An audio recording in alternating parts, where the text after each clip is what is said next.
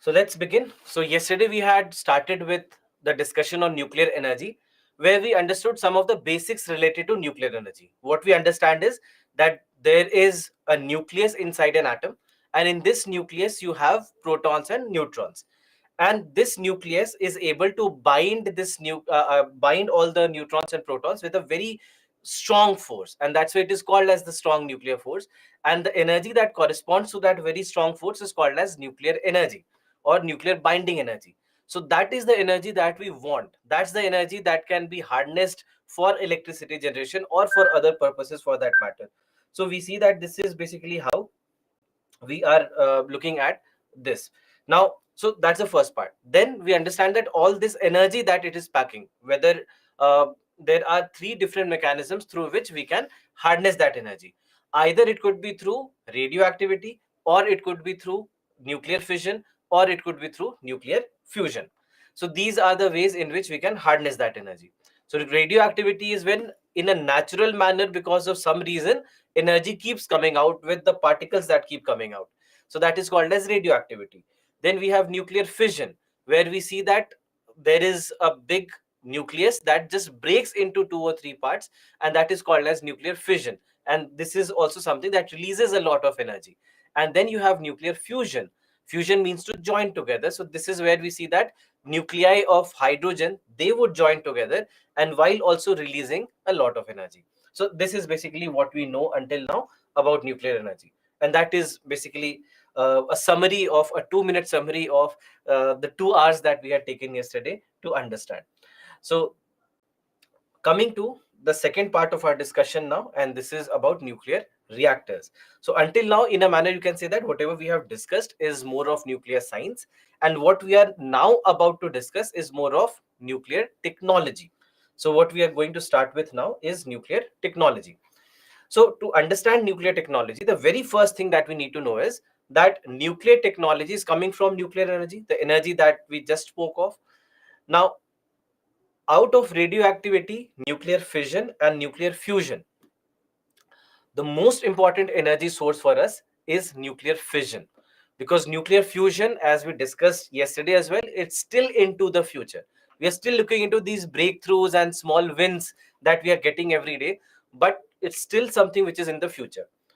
Radioactivity, on the other hand, what we see with radioactivity is that it is something which is still in a manner uh, uh, a natural energy which is very less to comprehend.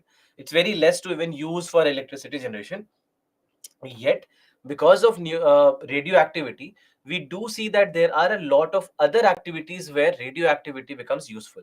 And we'll discuss about that towards the later half of the chapter. Now, coming to nuclear reactor, when we are talking about nuclear reactors, we basically are talking about nuclear reactors that will use nuclear fission. All right, this is something that will use nuclear fission. All right, so this is what nuclear reactors are going to do, that we are going to harness the energy that we are getting through nuclear fission. Harness the energy, right? So to harness the energy that we are getting through nuclear fission, this is basically what we are doing with nuclear reactors. Now when it comes to a nuclear reactor, this is a you can say an oversimplified version of what happens in a nuclear reactor. So when we look at a nuclear reactor, there are two parts to it. This is, you can see in a manner, the primary side, and then there's the secondary side. Now, in the primary side, there are certain parts of the nuclear reactor that you should be aware of, that you should understand what exactly they do. So first and foremost, we have here the core of the reactor. Now, core of the reactor is where all the nuclear reactions occur. All right. This is where all the nuclear reactions occur. So the fission of uranium, the breaking of uranium 235, or first converting into 236 and then breaking into two parts, that's something that happens inside the core. So uranium rods will be present here inside the core, where all the nuclear reactions will be taking place. Then after that, if you see here, you have something called as the control rod. Now when it comes to the control rods basically will control the number of neutrons in the nucleus. Now, why do we need to control this? See, what we understood is that if the number of neutrons is more than what is needed, right? If the number of neutrons is more than what's needed, then in that case, it's possible that the reaction might go uncontrolled. Correct? The reaction might go uncontrolled, and that's why we have that critical mass, so that you can manage the amount of nuclear material that you're using. So if the number of neutrons available for you is more than what it should be, then in that case, the nuclear reaction perhaps cannot be controlled, and that is where we have control rods. Control rods will be made of metals like boron and cadmium. So these metals of the control rods, which are made of metals, they will be inserted inside the core whenever required. All right. So whenever it is required, whenever, let's say, if we see that the number of neutrons is rising, it's going above the number of neutron requirement that we have, then control rods will be inserted, and these control rods, they will absorb all the extra neutrons. So all the extra neutrons will be absorbed, and then they'll be taken out. Then they'll be taken out of the nuclear core. So that is the role of control rods, that any extra neutron that we have in the core, that will be taken away from the nuclear core. So that's the role of control rods. So they would absorb extra neutrons. All right, they would absorb extra neutrons. Then after that, this reflector, in a manner you can say, is like a wall. In a manner you can say that it is like a wall. It basically makes, you can say, a wall between the nuclear reactor and the outside world, so that all the gamma rays, all the neutrons, all the high energy particles that are being produced here at the core, they do not escape out of the reactor. So for that, you have this reflector which acts like a wall. All right, so that's basically what's happening here. Then after that, we have another part inside this core, and this is called as the moderator. There is another part inside the core called as the moderator.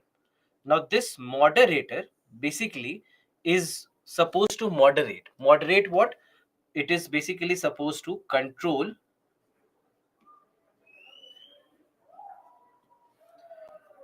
the speed of neutrons. All right, it will control the speed of neutrons. So on one hand, control rods will control the number of neutrons. So let me write it in this manner, it might become easier for you. This will basically control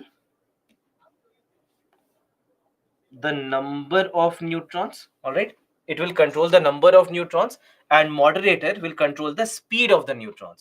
Control the speed of the neutrons, meaning that if, let's say, if the neutrons are at a higher speed than required, then we see that the efficiency of the reaction is not that great. Efficiency of the reaction comes down if the neutrons are traveling at a faster pace. So that's the role of a moderator, which will be mixed inside the core of the reactor. Then after that, there's something else which is called as the coolant. All right, coolant. The role of the coolant is to absorb all the heat that is being produced at the core.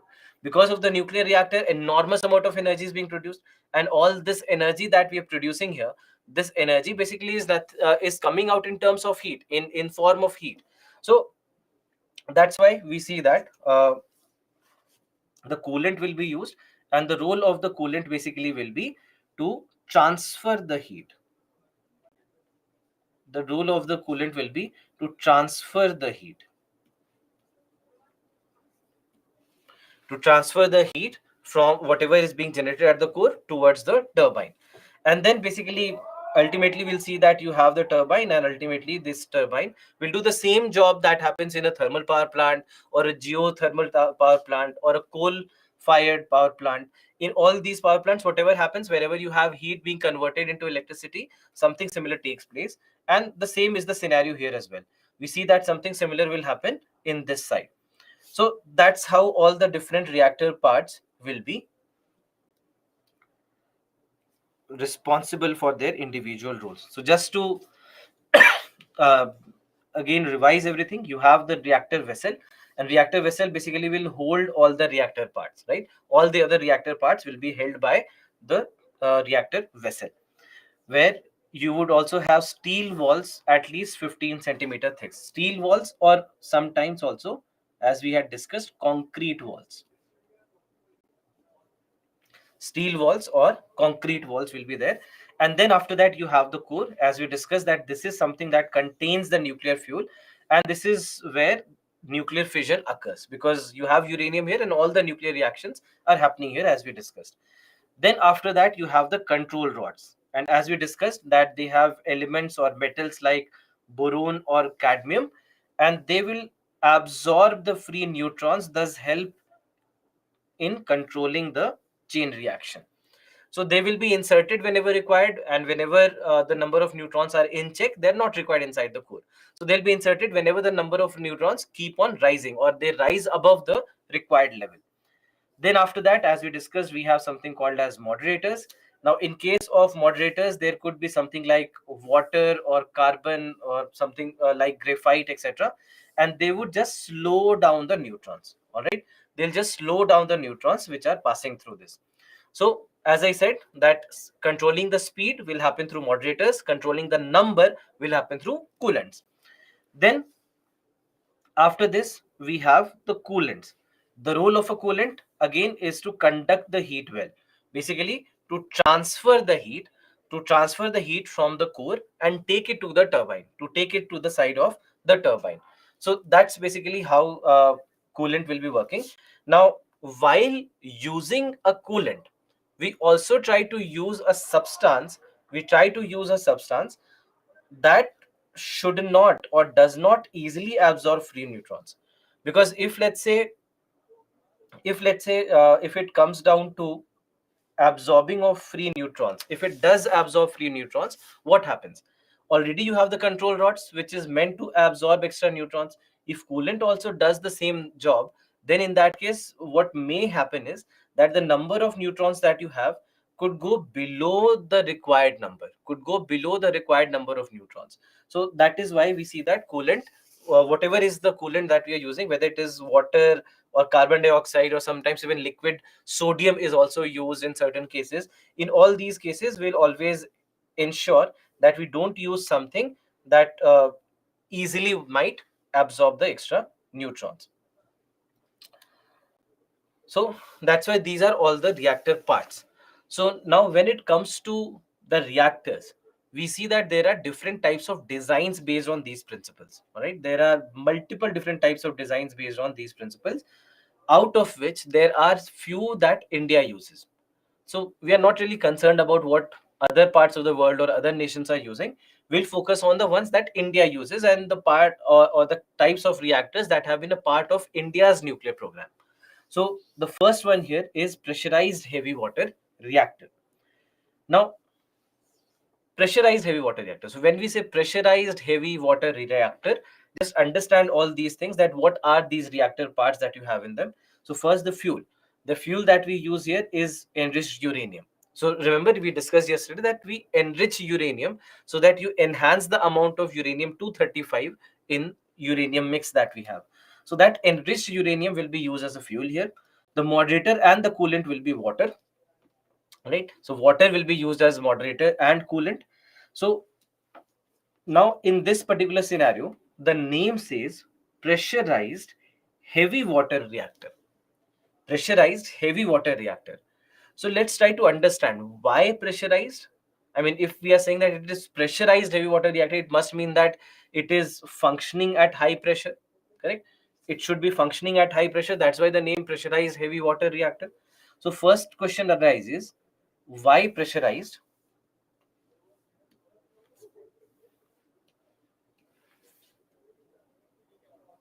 Why pressurized? All right, this is the first question.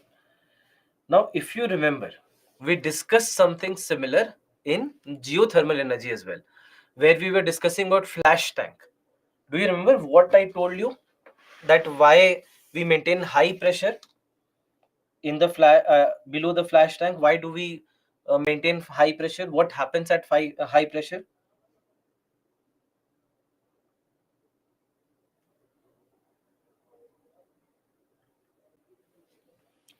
Yes, Vashna correct, Kamlesh correct, Femina correct,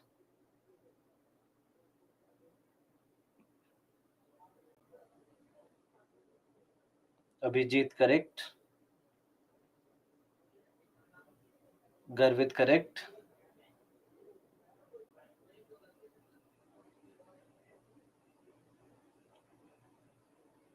High pressure, at high pressure, the boiling water of water might increase. So you'll be able to retain the liquid form of water even at high pressure, right?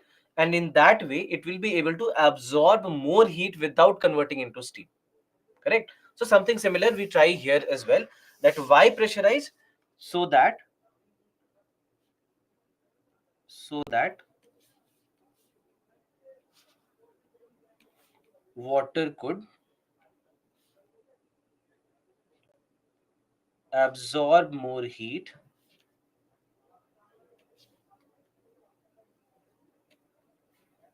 without converting to steam,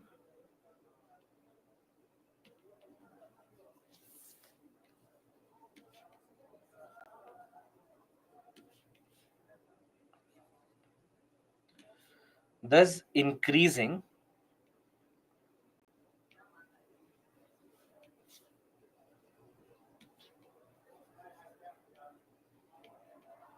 the efficiency of the reactor. All right. So that is the reason why we are using pressurized heavy water reactor. That is where it is getting its name from. Now, overall, what we see is that that's one part of the question. Second part is about heavy water. That we are using something called as heavy water. First and foremost, what is heavy water? Can you tell me? And then I'll answer why heavy water.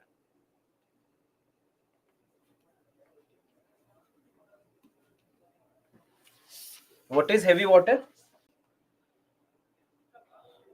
D2O, as many of you have written D2O, right? So what is due to D2O? It is water that comprises of deuterium instead of normal hydrogen, right? Instead of normal hydrogen, we are using deuterium. So when we use deuterium, so heavy water, basically what is heavy? I'll just write it here so that you remember it later. When we say heavy water basically is where this is deuterium based water. D2O. If you remember, we discussed that hydrogen has three isotopes: normal hydrogen, deuterium, and tritium. So this is the deuterium that we are talking about. Now the question arises, why to use heavy water? Why not use normal water? Why are we using heavy water? Now the reason to why we are using heavy water is that heavy water, okay, so if I ask you, what's the difference between hydrogen and deuterium? What is the basic difference between hydrogen and deuterium?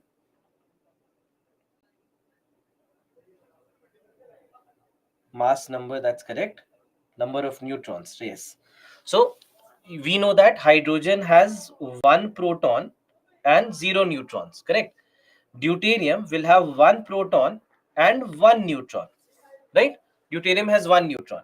So because deuterium has one neutron, it means that if you are using, let's say if you are using heavy water as moderator, all right, if we are using heavy water as moderator, then in that case uh, the chances that it will absorb extra neutrons is very limited, because it already has extra neutron.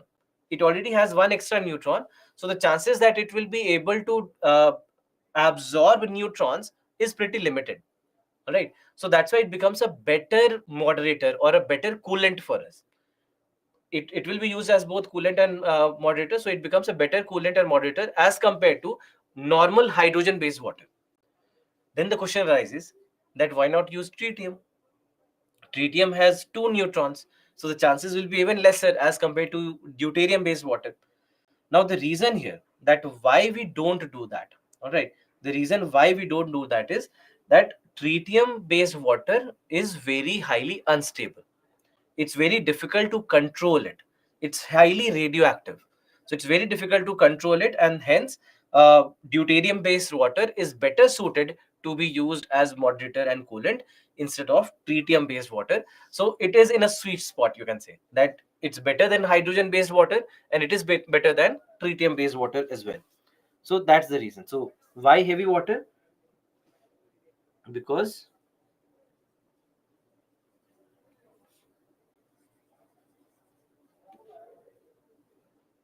deuterium has one extra neutron,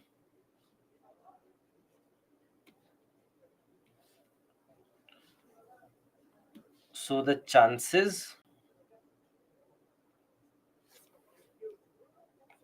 of it absorbing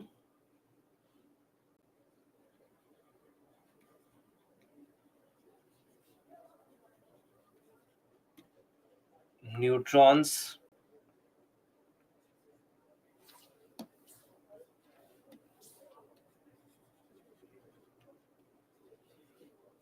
during fission is very limited.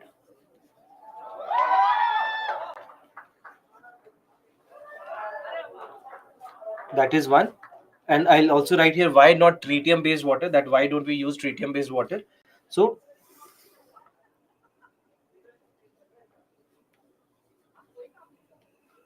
we don't use tritium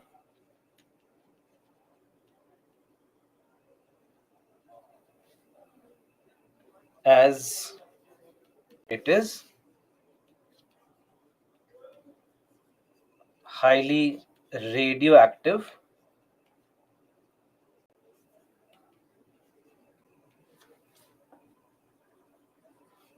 and unstable. All right. So this is basically what's happening here. So we are talking about pressurized heavy water reactor. So why pressurized? Because at high pressure you'll be able to absorb more heat as compared to if it was normal pressure. And heavy water, because heavy water will not absorb extra neutrons as much as a normal hydrogen based water would have. So that is basically what's happening here. So that's why moderator and coolant, let me write heavy water. This is not just water, but it is heavy water. So now pressurized heavy water reactor. When it comes to pressurized heavy water reactor, India, almost you can say almost 80% of the reactors that we have, it's heavy water reactors. Out of the 21 or so reactors that we have, 18 reactors are pressurized heavy water reactors in India. So that's why it basically becomes the most important, it becomes the most important reactor for us when it comes to our nuclear program.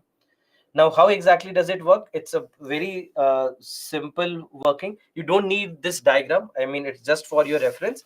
So if you see, what is happening is that you have all these fuel elements. This is nothing but, in a manner, you have uranium here, you have uranium. So these are uranium rods. All right, these are rods which are made of uranium. And these uranium rods, they, here you have pressure tubes because you are trying to maintain high pressure. All right, you are trying to maintain high pressure, and that's why these pressurized tubes are available here, which will maintain the high pressure. And you have the control rods whenever required. So that's the first side of the reaction. And then after that, as you can see, you have heavy water, which basically acts as a moderator and coolant, right? It acts as moderator and coolant. And because you are maintaining high pressure, we need steam generator, so that this water eventually will be converted into steam. And this steam will then go to the turbine. This steam will go to the turbine. The steam will go to the turbine, and from there on, because it is steam, it will again go to something called as a condenser. So you'll have a condenser. The condenser will basically help in the condensation of the steam. So steam will convert into water, and once it has converted back into water, it will come back. All right, and through this pump, it will be pumped back to the reactor. So in this manner, you have steam here, you have steam here as well. This is also basically steam. But then here again you are back to heavy water. So in this manner, we see that this cycle, the same cycle that we discussed in the basic line diagram that we have seen, the same cycle continues here as well. So that is the pressurized heavy water reactor. Now, after this, we have something called as the boiling water reactor. All right, boiling water reactor. Now, as the name suggests, that this is where water boils. Now, because water boils, we are not using any heavy water here. We are not using any pressurizer here. So this is a much more simplified design. This is much more simplified design. So overall, when it comes to boiling water reactors, India's first two reactors actually were boiling water reactors. All right, the first two reactors that India had, they were boiling water reactors. And then after that, we understood that efficiency-wise, we have a better design called as the pressurized heavy water reactors, and then we switched to uh, pressurized heavy water reactors. So these were India's first two nuclear reactors. India's first two nuclear reactors. So both of them were what? They both were boiling water reactors. We are still using two boiling water reactors, and rest 18 of them out of 20 such reactors are all pressurized heavy water reactors. So here also enriched uranium is being used. Water is being used as moderator and coolant. And if you look at the design is a simpler design, because you have all the fuel elements, you have all the control rods, and here steam directly comes in. So this steam again will go to the turbine, right? Steam will go to the turbine, and then from there on it goes to the condenser, and then through the pump, the water will be sent back to the reactor. So this is basically what's happening. So there is no need of any steam generator. There's no need of any pressurizer. So those kind of things are not required. All right, those kind of things are not required, and that's why it's a simpler design as compared to pressurized heavy water reactors. Now, efficiency of boiling water reactors is not that great. It's not as efficient as pressurized heavy water reactors, and hence after the first two reactors, we never came back to boiling water reactors. Only the ones which were operational, they are still in operation. But all the new ones that we constructed, all the new ones were pressurized heavy water reactors.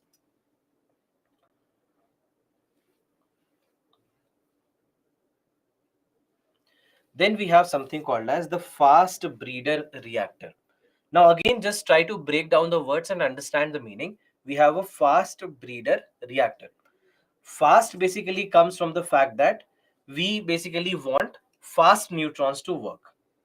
Fast reactors, because we want the speed of the neutron to be high.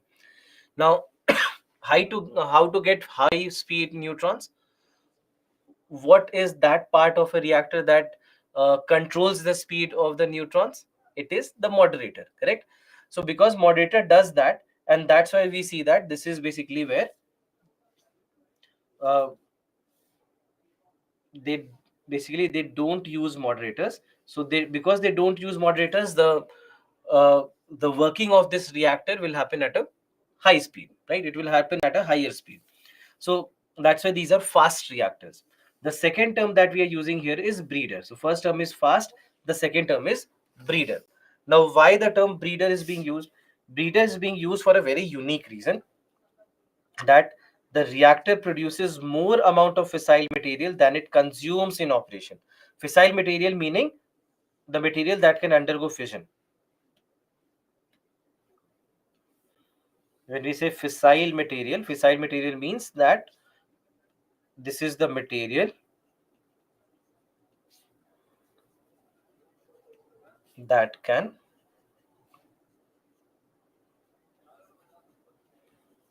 undergo fission. For example, uranium 235. So that is called as a fissile material. So that's why now there is something very unique happening here, that we are saying that the amount of fissile material that we are getting in operation as a byproduct is actually more than the amount that we are actually consuming in operations. Meaning that if 100 grams of uranium 235 has been used, then we are getting 150 grams of hydrogen, 150 grams of uranium 235. So that's a very unique feature. It's not happening in any other reactor. It's not happening in pressurized heavy water reactors. It's not happening in boiling water reactors. It's not happening in other reactor designs. But in breeder reactors, this is something that happens, that they will be able to get more fuel than the fuel that they consume. So just imagine your vehicles running on petrol, that you are using 1 liter of petrol, and after traveling for 10 kilometers, you have 1.5 liters of petrol in your vehicle. That's what's happening here, and that's what's unique when it comes to the breeder reactors. And that's why breeder reactors are said to be the future of nuclear fission. India is working on fast breeder reactors. There are other countries which are working on breeder reactors. So overall, we see that because we understand that breeder reactors are the future, because they'll be able to give us more fuel than the fuel consumption that is happening in operation. And that is the reason we see that why breeder reactors become so popular. So so that's why breeder reactors. So that's why the name fast breeder reactor. Now, what's happening in India with regards to breeder reactors? So first, we had developed something called as fast breeder test reactor.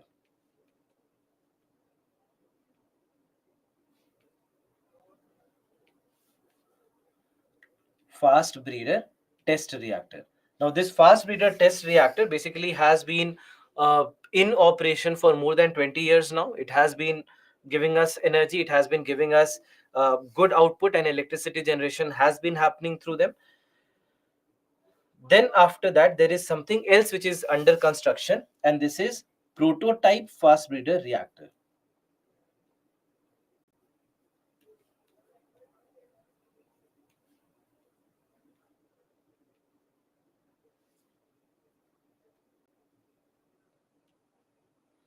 Prototype fast breeder reactor. So prototype fast breeder reactor, basically these are the two types of reactors in India.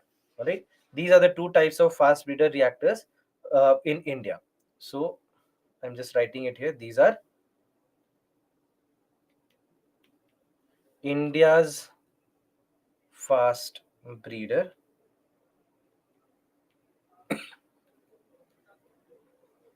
reactors. All right, these are India's fast breeder reactors. So in this manner, we see that this is now, when it comes to the fast breeder test reactor, it has been in use for now almost more than 25 years now. At the same time, when it comes to the prototype fast breeder reactor, now the prototype fast breeder reactor, uh, it has been under construction for quite a while.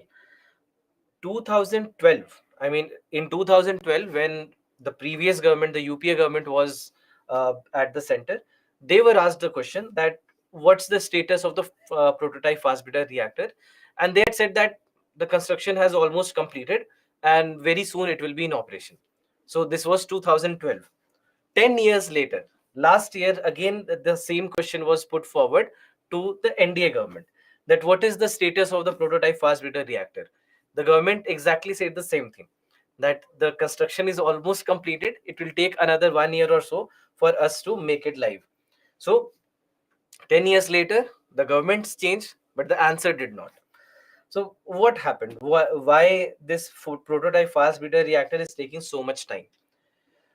Some of the scientists and some of the interviews that have happened here and there, and there is no official comment on it yet, but some have indicated that the government has been worried about the safety factor of this reactor. That the reactor design is complete. The reactor design has been complete for a while, but they are not very convinced about the safety of the reactor, and there are various measures that are being added to make this reactor completely safe.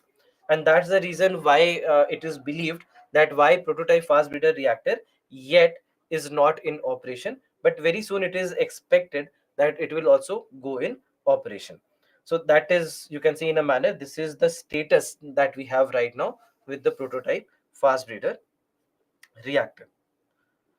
Now, after knowing about all these reactors, so this is how the fast breeder reactors look like. You don't have to be worried. You don't have to be afraid of the diagram. If you see, essentially, it's the same. You have the same control rods. You have the same core. And then this time, you have liquid sodium. All right, here just remember that the coolant that we are using here, is liquid sodium. In the others that we discussed, it was water, heavy water, etc. This time the coolant is liquid sodium. So liquid sodium will be used, and again, because this is also a reactor that maintains high pressure, so you need steam generator. You have the same turbine, same condenser, sorry. You have the same pump and the same operation basically. All right. So ultimately we see that this is basically what we do in this particular scenario. So that's why don't go and think of the complexity of the picture that you see on your screen. Just remember that simple line diagram that we had seen. It's more or less a version of the same. There's not much difference in that. Now, coming to India's nuclear program, because all these reactors that we have discussed, all these reactors become the center or the focal point of India's nuclear program. Now, first and foremost, what is India's nuclear program? What is the program, and why did we need this program? What is this program and why did we need this program? Now, first and foremost, when it comes to, let me start from the why question, that why did India need this program? Now, when it comes to India's nuclear program, the main reason why we devised this program was so that we can start using thorium. The main motive, to why we devised this program was so that we can use thorium. Now, why thorium? First and foremost, all right. So until now, what we know is that uranium is the primary fuel. In all the other reactors that we are discussing, pressurized heavy water reactors, boiling water reactors, etc., we are using uranium as the primary fuel. But in case of India's nuclear program, the entire program was devised so that we can start using thorium. Now, why thorium? All right, why did we want thorium? Why did we want to use thorium? The reason is that India has abundance of thorium. All right, India is one of the leading nations with regards to the thorium reserves in the world. If you look at the numbers and the data, you'll see that India is among the top 5 countries. Some of the data says India is among the top 5. There are certain data also available which say India is the second largest country with the deposits after Australia. So I would want to believe the second highest number. But India, whether second highest or top 5, whatever be the case, we know that India has abundance of thorium in the monazite sand, especially in the monazite sand that is found in coastal Kerala, largely in coastal Kerala, but also in other parts, right? So also in other areas, other coastal areas of the country also, but largely in the monazite sand that we have in the coastal Kerala, that is where we have a lot of thorium. So we know that India is one of the countries with the largest deposits of thorium in the world. And we know that although thorium cannot be directly used as a fuel like uranium 235, because in case of uranium 235, we discussed that uranium 235 is the only naturally fissile material, only material which is naturally capable of nuclear fission. So that's only uranium 235. But thorium can be made fissile, that you can convert thorium into something that will be useful as a fuel. And that is precisely what we want. Because once we are able to move to thorium, it's very simple that once you move to thorium, you don't have to import uranium. Because right now, when it comes to uranium, although we do have certain mines in India, do have certain areas in India where uranium deposits are also available, like in Jharkhand or Andhra Pradesh, etc. But still, that is not enough. We don't have enough of uranium, and that's why we import a lot of uranium from Central Asian countries, from even Ukraine or Russia and all these countries. We get uranium. We basically import uranium. So again, the same logic that we discussed about coal and petroleum, that we cannot be dependent on somebody else for our energy requirements. So that is why we don't want to be dependent on other countries for getting uranium, and that's the reason why we want to shift to thorium. That is why we want to shift to thorium, because once we are able to shift to thorium, we'll be able to uh, easily be dependent on our sources, and then not develop on countries like Australia or Ukraine or Central Asian countries, etc. So that is the reason why thorium, and that is the reason why this India's nuclear program was even devised. All right. So the question to, why this program?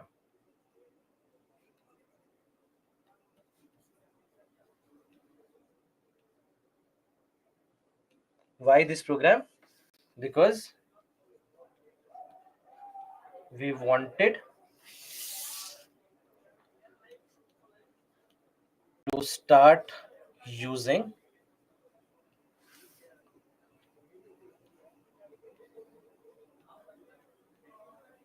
thorium as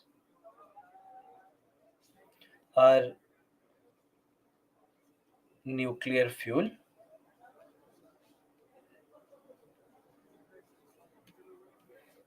instead of uranium, as India has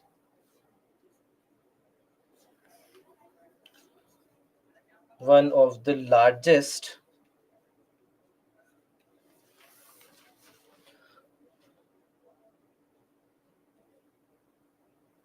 deposits of thorium in the world. All right. So India has one of the largest deposits of thorium in the world.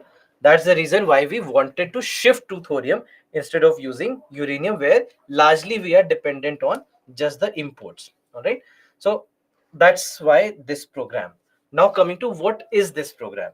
So there are three stages to this program. The first stage is where we want to use pressurized heavy water reactors. We want to use pressurized heavy water reactors. Then in the second stage, we move to the fast breeder reactors. And in the third stage, thorium uranium 233 base cycle in the reactors will be used, where there are two types of reactors that India is working on. One is called as advanced heavy water reactor. Advanced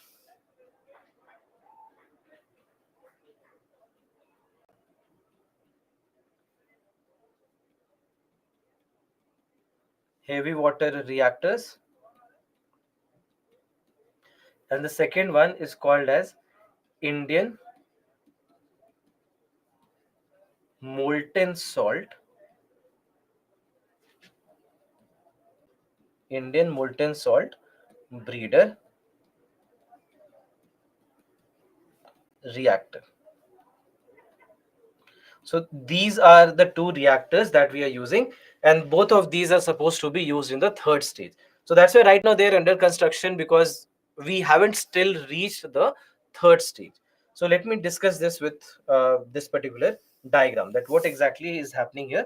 So in the first stage, we want to use the conventional nuclear reactors, which are basically the pressurized heavy water reactors. All right, pressurized heavy water reactors, also the boiling water reactors. Pressurized heavy water reactors and the boiling water reactors. Now, these have to be operational for a long time, at least for up to 30 years. They will have to be operational for up to 30 years, and they would be able to generate a lot of energy.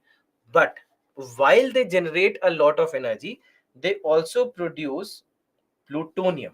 This is plutonium. They also produce plutonium as byproduct. All right, plutonium is something that they produce as byproduct. Now this plutonium will be used in the second stage, where you have the fast breeder reactors. Plutonium basically is used here. Plutonium is used in the fast breeder reactors, and what we discussed about fast breeder reactors is that the fast breeder reactors will be able to produce more fuel than the fuel that they consume.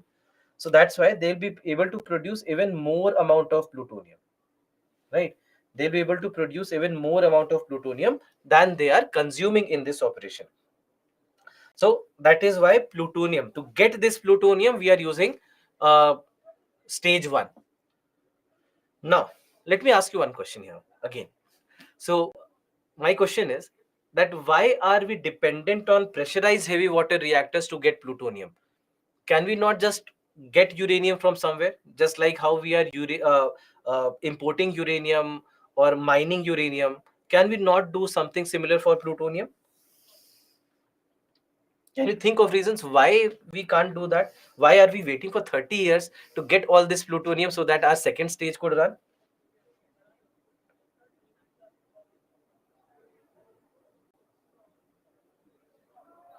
I'm getting a lot of answers, but not the correct answer. I'm still waiting for the correct answer.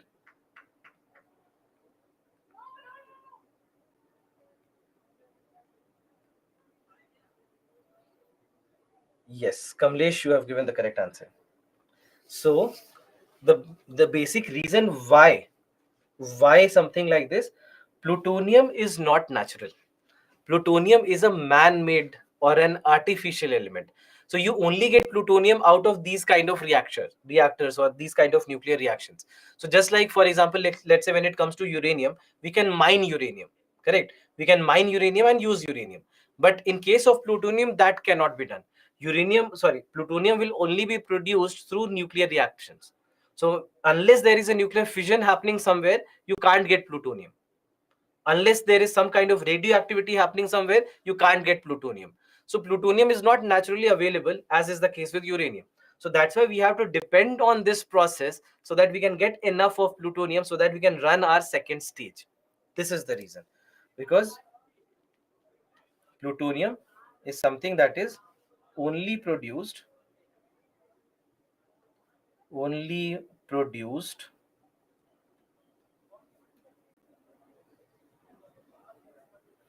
through nuclear reactions. So that's why we have to wait. All right, that was, we have to wait. And then once we have enough of plutonium available, we move on to our second stage. Now in the second stage, what you see is that there is this thorium here. Now what we are basically doing here is something called as irradiation of thorium. All right, irradiation of thorium. So irradiation of thorium, what do we mean by it? Irradiation of thorium is that we are passing radiations through thorium. All right, we are passing radiations through thorium. We'll just mention it.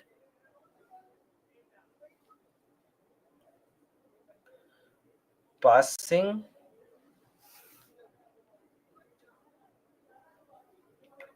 radiations through thorium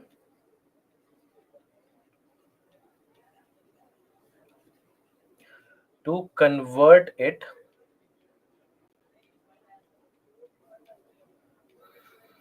to uranium 233 isotope. All right, so we basically are getting uranium 233 out of this operation.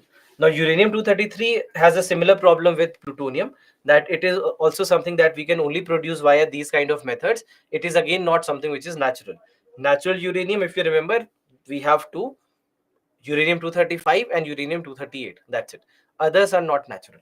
All right, others are not natural. So we have to produce uranium 233 via this process, and that is where thorium becomes usable, because we'll be repeating the same thing, and this also has to be operational for like 30 years. This will also have to be operational for like 30 years, and then only we can get enough of the fuel available for the third stage. Now the third stage, you have the thorium based reactors, where, as we discussed, that either advanced heavy water reactors will be used, or Indian molten salt breeder reactors will be used. Either of the two reactors will be utilized in the third stage, And we'll repeat the the same process here, that thorium will be used here. Irradiation of thorium will happen, and it will keep on converting into uranium 233. It is a breeder reactor, so it keeps on giving us even more amount of uranium 233, and we can run the operations. Now, why we are even thinking of the third stage, this is where things become interesting. That with the 30 years of operation in stage 1 and 30 years of operations in the stage or in the second stage, we can run the third stage for at least 500 years.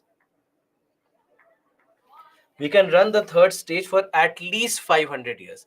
So that's why we are investing this time.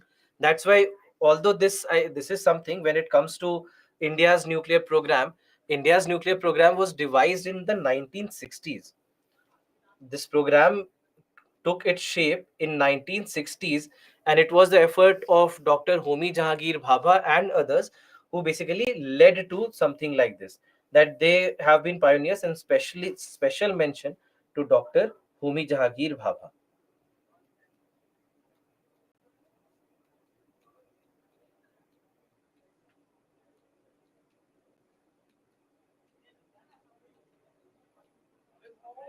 He was, you can say, he was the mastermind behind India's nuclear program, and he was the one who took all the effort to even convince the government of India to even think of this master plan. That it took a lot of convincing, because you have to understand that even since the time of the independence, Dr. Homi Jahangir Bhabha was always behind the government of India, and especially Pandit Jawaharlal Nehru, to adopt a nuclear plan. But you have to understand that we got our independence in 1947. 1945, we saw what nuclear weapons can do. Nobody wanted to even use the term nuclear. Everyone was afraid. No government would ever want to get into that kind of a controversy. Just 2 years later, and he was somebody who was just proposing it, that we need to go there, we need to go there, we can't solve our energy needs just with coal, and all kind of efforts he was making. And ultimately, he was given a go ahead, thanks to the kind of support that he also got from the government at that point of time. And although even forget about the opposition that was sitting in the parliament, even the government and many of the ministers in the government, even they did not want to go forward with the plan, only for the fact that you can see in a manner that Pandit Jawaharlal Nehru was convinced and he was on board. And that could take a shape later, because then parliament also essentially gave a go ahead that these kind of plans could start taking shape. Otherwise it would have been very difficult, and yes, we would have adopted a plan maybe in 1970s, 80s, or 90s somewhere. Just the fact that in 1960s itself we started working on this plan was a big effort. And and Dr. Homi Jahangir Bhabha has been one of the most important scientists when it comes to the early advancements of science in India after independence.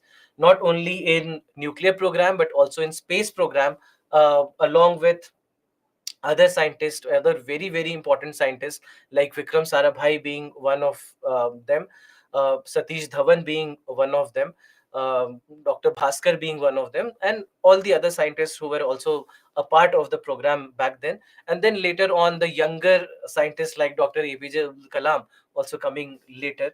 And so we see that, or Dr. Nambi Narayanan also coming later. So all these names were very, very important in shaping up of India's energy plan, India's space plan, and every other thing that India needed to work upon in 1950s and 60s after the independence. And that's why Homi Jahangir Bhabha becomes a very, very crucial name when it comes to India's nuclear program. He, uh, unfortunate for India that he lost his life also very early. I think it was 1967 when he lost his life to a plane crash. And very unfortunate, but this sudden demise for India was a big setback, because he was moving very fast, he was moving very quick, and he could have done a lot more for India, have if he had been a part, let's say, for the next 10-15 years as well.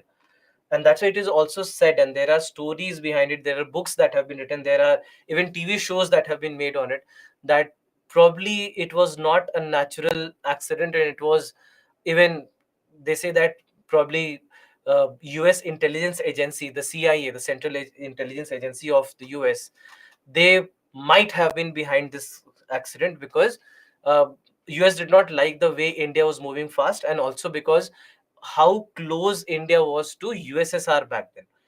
And USSR really helped India, whether it is the nuclear power plant designs or the weapons or anything that India needed help with. USSR was there, and because of that being the Cold War era, anyone getting close to USSR, US would not like, and anyone getting close to USSR would not like.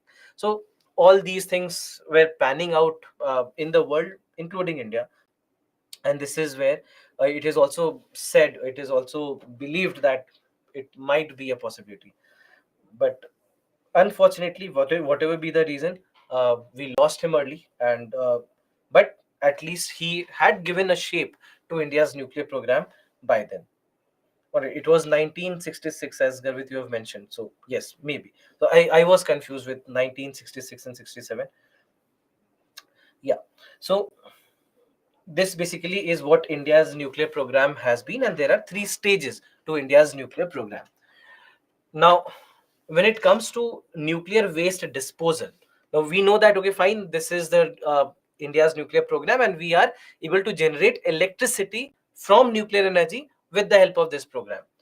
Now coming to the next thing, and this is a problem that we facing, and this is India's nuclear waste. Now when it comes to nuclear waste, we first and foremost categorize nuclear waste into two parts. One called as low level radioactive waste, and the second one called as the high level radioactive waste. So low level and high level. So this is how we classify the waste. Now when it comes to the low level waste basically are the ones which are not very harmful.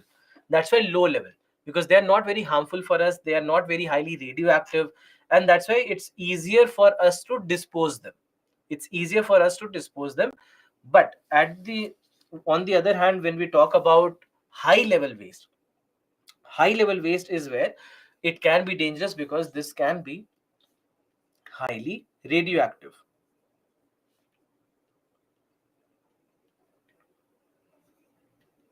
It can be highly radioactive, and that's why it can be very dangerous for us, it can be very dangerous for the human health. And that's why we try to dispose them with utmost responsibility. There are special units, we have special arrangements where all the high level nuclear waste would be disposed. So that's why there are nuclear facilities, basically there are nuclear waste facilities where all these wastes would be taken, and this is where ultimately we'll try to dispose them. And for that we also use something called as borosilicate glass. Now borosilicate glass is a glass that does not decompose very easily. It takes thousands of years for borosilicate glass to start decomposing, and that's why there is a process called as vitrification. There's a process called as vitrification.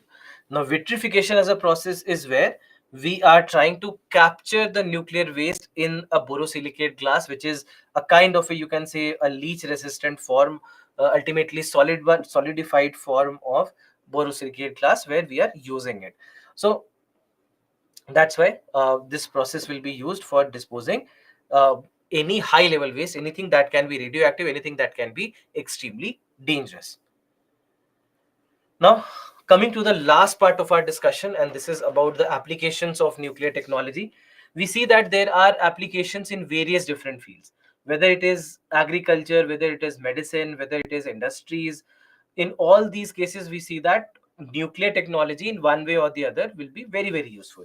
Most importantly, obviously, it is electricity generation.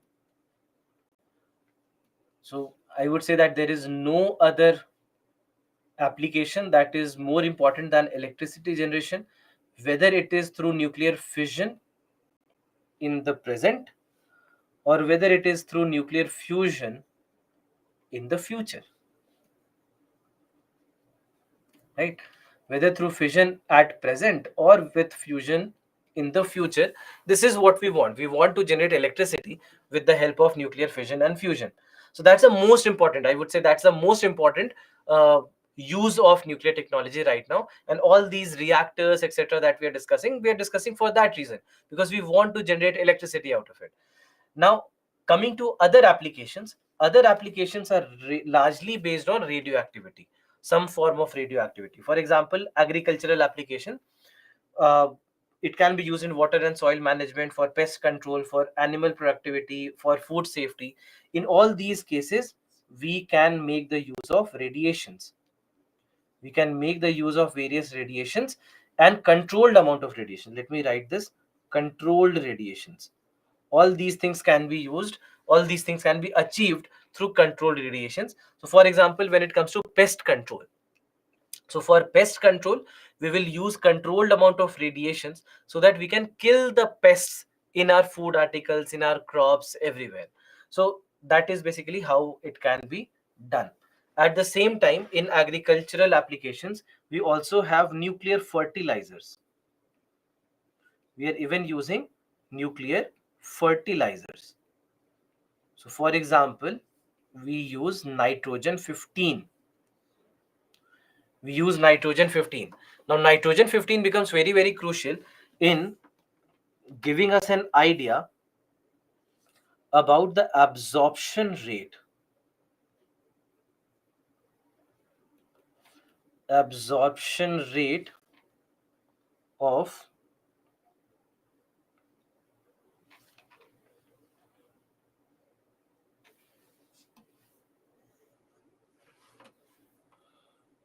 of fertilizers. So what happens then is that we'll be able to use the fertilizers better. We'll be able to optimize the use of fertilizers, because nitrogen 15 gives us an idea about how much fertilizer should be used. So once we know that amount, we'll be able to optimize it. Neither will you overuse it, because overuse of fertilizers also means that you will be degrading the soil. You'll be degrading the soil if you are overusing it.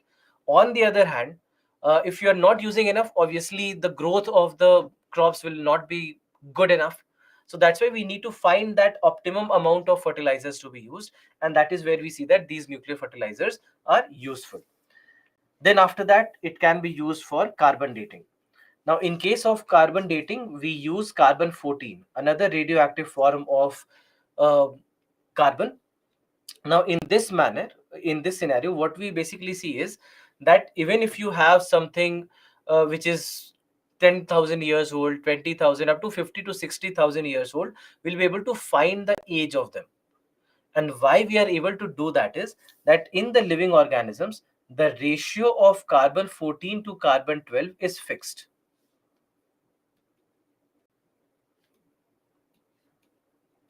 All right. In living organisms, we see that the ratio of carbon 14 to carbon 12 is fixed. Now, when they die, after this, what happens is that this carbon 12 amount, this remains fixed, but carbon 14 will keep on decreasing. Why? It's radioactive. It's radioactive, it will keep on decreasing in its amount. So ultimately what happens is that carbon 12 remains intact, the quantity of carbon 12 remains intact, quantity of carbon 14 will keep on decreasing, and that will give us a calculation about how old something is, how old any fossil, etc., that we have discovered, how old is it.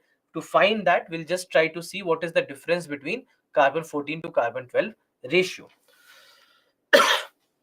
So because, and here there is a concept that we use sometimes called as half life, a concept which is called as half life. So half life basically is the time in which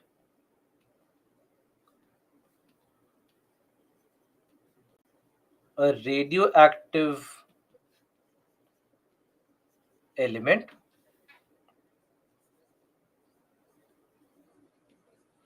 decreases to half its initial quantity. All right. So this is something which we call as uh, half life. Now, in case of half life of carbon, carbon 14's half life is of 5700 years. All right, it is of 5700 years. So it takes 5700 years for carbon 14 basically to reduce to half of its size. So what happens is that if you have 100 grams of carbon 14, it will reduce to 50 grams in 5700 years. Similarly, it will reduce to 25 grams in another 5700 years. So in this manner, every 5700 years, almost 5700 years, it will keep on decreasing to half of its original mass. So that basically will give us a back calculation to what should be the age of any material that we have. Similarly, in improving public safety, we see that it is used in various ways. For example, in smoke detectors, in even making runway lights, or in heart pacemakers, etc. In all these different cases, we see that we can make the use of nuclear technology. Similarly, in industrial applications also, we see that there are number of different ways in which the quality testing or the strength testing of any material can be done with the help of radioactive elements. So that is also where we see that there are applications of nuclear technology. Then after that, there are medical applications where we see that radiations or radiology will be used to treat or prevent diseases. So for example, even in the chemotherapy that happens or radiotherapy that happens for cancer treatment, there also controlled amount of radiations are used so that we could kill the cancer cells, we could kill the cells in the body that have started becoming cancerous. So all these kind of things are possible. All these kind of things can be done with the help of nuclear technology and various different radio isotopes.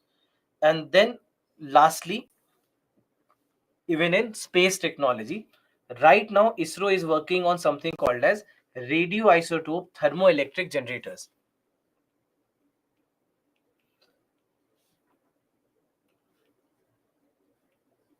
ISRO is developing, or ISRO is working on radioisotopes thermoelectric generators.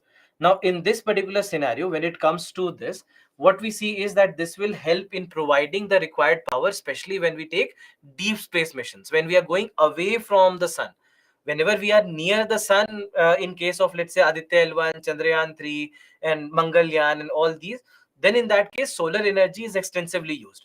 But let's say if we are going towards Neptune, we are going towards Pluto, etc., then the solar energy will not be enough that will be able to run our space vehicles on solar energy. So that's why we need fuel there. And one of the best fuels, one of the most efficient fuels is radioisotope thermoelectric generator, where we use radioactive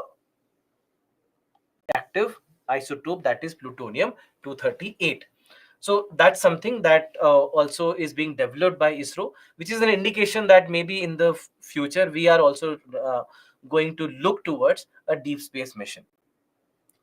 Now, one thing that I've done, and I'll ask the subject matter experts to share this with you, is a list of radioactive elements. List of radioactive elements with their uses. This could be important from maybe prelims point of view, that what radioisotope is being used for what purpose, how in medicine, what is being used in agriculture, what is used for public safety. So that list is there. It's a very factual list, so just go through that list. I've just taken the list of all the important ones and I've given the use of that radioisotope. So from prelims perspective, perhaps it can be important because sometimes these radioisotopes are in the news. So I've already asked them to share it. I hope they have this. Have you got it? Can you tell me if you have?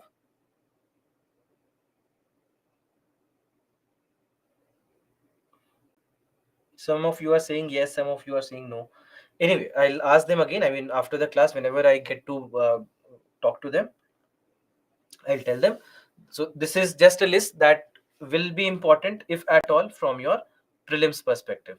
So that's why I've made this list and I've asked them to share it with you. All right. So this is about this chapter. Look at this question. This was asked. The correct explanation. That's great. The subject matter experts have pasted it for you, so please go through it, please download it. All right, so 53% of you have given the correct answer. It was an easy question, so let me just explain this question for you. Consider the following statements. First statement is India, despite having uranium deposits, depends on coal for most of its electricity production. This is correct. What did we discuss? That right now, approximately 55 to 60% of our electricity comes from coal, right? And we want to decrease it further. I also told you that 5 years back we were at almost 75% and 75%, and now we have decreased it to almost 55 to 60%, but we are still pretty much dependent on coal. Statement 2 says uranium enriched to the extent of at least 60% is required for production of electricity. Is 60% required? No. What did we discuss? Just 3 to 5%. What did I tell you? I told you that if we go beyond 5%, then we are basically weaponizing it. We are not going to use it for electricity anymore. How much enrichment happens? 3 to 5% only. So that's why this is wrong. 60% is way too much. So look at the options. First option says both statement 1 and statement 2 are correct, and statement 2 is the correct explanation for statement 1. No, both are not correct anyway. Statement number 2 is wrong. Both statement 1 and 2 are correct, and statement 2 is not the correct statement. Again, statement 2 is not correct, so that's why this is also wrong. Statement 1 is correct, but statement 2 is incorrect. This seems fine. Statement 1 is incorrect. That's not the case. So the correct answer will be C. So it's an easy question. Right? This kind of a question is also called as assertion and reasoning question. It used to come a lot in the past, and for the last 10-15 years they did not ask these kind of questions. But again, we have seen a pattern change in the kind of questions that they're asking, and this time there were a lot of these assertion and reason questions. So assertion and reason question is a kind of question where two statements will be given to you. Both of them either could be independent statements, or maybe the second statement actually correctly explains the first statement. So for example, here the first statement is that India, despite having uranium deposits, depends on coal for most of its electricity production.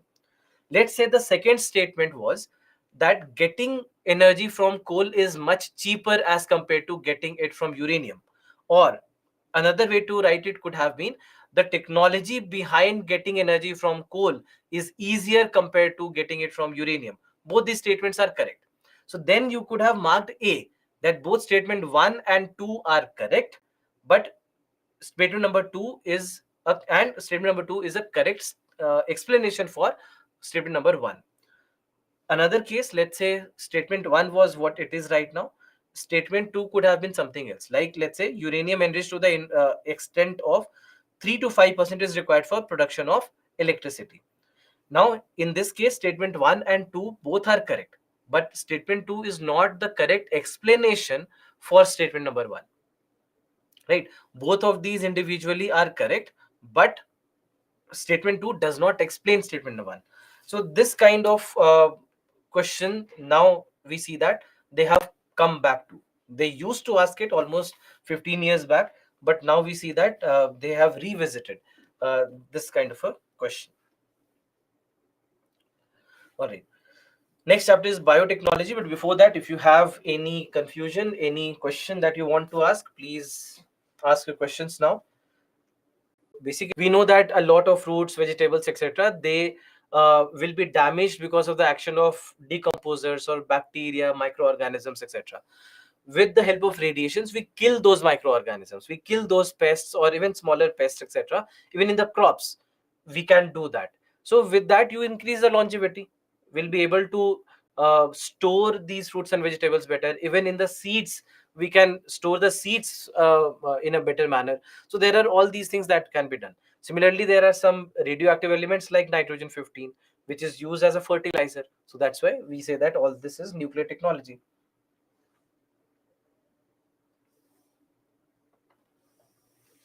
Can we enrich 90% and the consequences? Yes, we can enrich 90%, and if we reach 90%, the consequences are for the world basically rather than us, that we basically are creating atom bomb. So if so much of enrichment is done.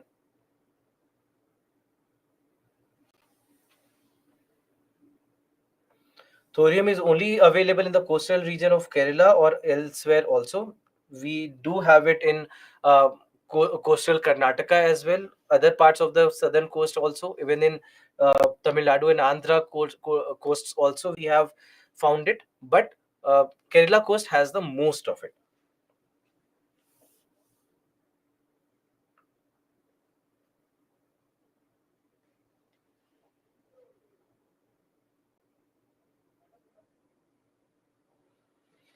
Why snake-like shaped pipe from previous slide? Which pipe are you talking about? If you are talking about this basically increases the total area that you have so that you can store more, nothing else. Have the core, inside the core nuclear reaction happens. You have the moderator in the core which will try to control the speed of the neutrons. Then you have the control rods that will try to control the number of the neutrons. So all this will make the ideal case scenario inside the core so that nuclear reaction could take place and you generate electric or generate energy or heat energy out of it. Then you have the coolant that will take this energy out of the nuclear core and take it to the turbine where electricity generation would happen.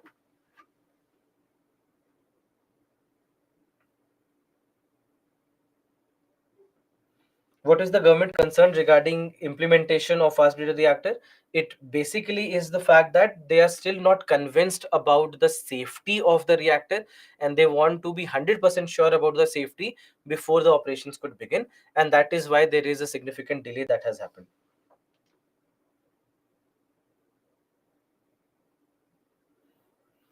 Fast breeder reactor again. Fast breeder reactor, you have neutrons which work fast. That's why the name fast. Neutrons being fast also means that there is no moderator being used.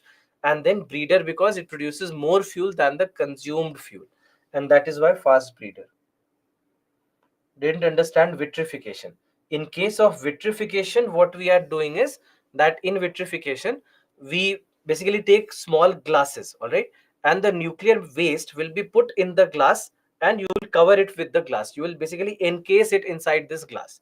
And this is borosilicate glass, which does not decompose easily, takes tens of thousands of years to decompose.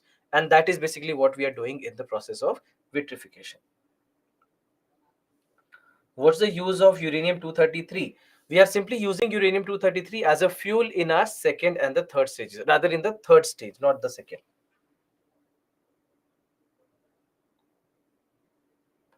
Don't understand the three-stage nuclear program of India. It's simple. We have three stages where the first stage is the pressurized heavy water reactor. Second stage is fast breeder reactor. Third stage is advanced heavy water reactor, where in the first stage uranium is being used as a fuel, and we are getting a lot of plutonium from the first stage while also generating a lot of electricity. All this plutonium will be used in the second stage where fast breeder reactors are working, and here also we produce a lot of electricity while also producing a lot of uranium 233 with the irradiation of thorium. And then all this uranium 233 will be usable in the third stage where more of thorium based reactors will be used.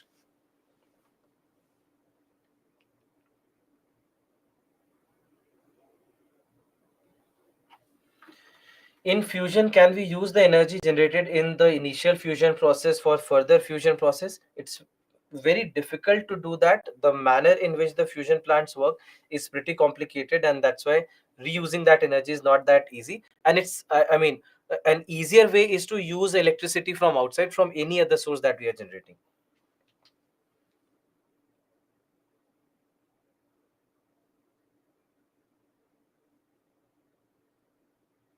Exposure in high quantity. But if let's say the quantity is very limited, and that is the case in most of the cases, then in that case they are not. And in many of the cases, especially for the ones that are not uh, very bulky, which are not having very high atomic number, in them, even if they are radioactive, they are not harmful. For example, carbon 14 is not that harmful for us. nitrogen 15 is not harmful for us unless you are exposed to a lot of it. But the heavier ones like uranium, plutonium, etc., they can be harmful even in the smaller quantities.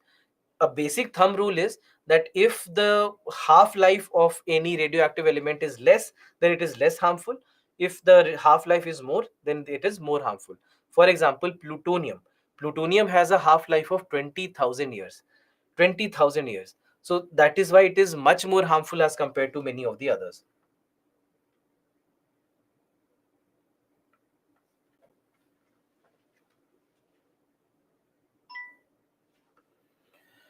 Why are we so much law-abiding country? None of the other developed countries play geopolitics. They see their interest. Why we are not promoting our security interests like Vietnam, Taiwan, Iran, Russia, etc.?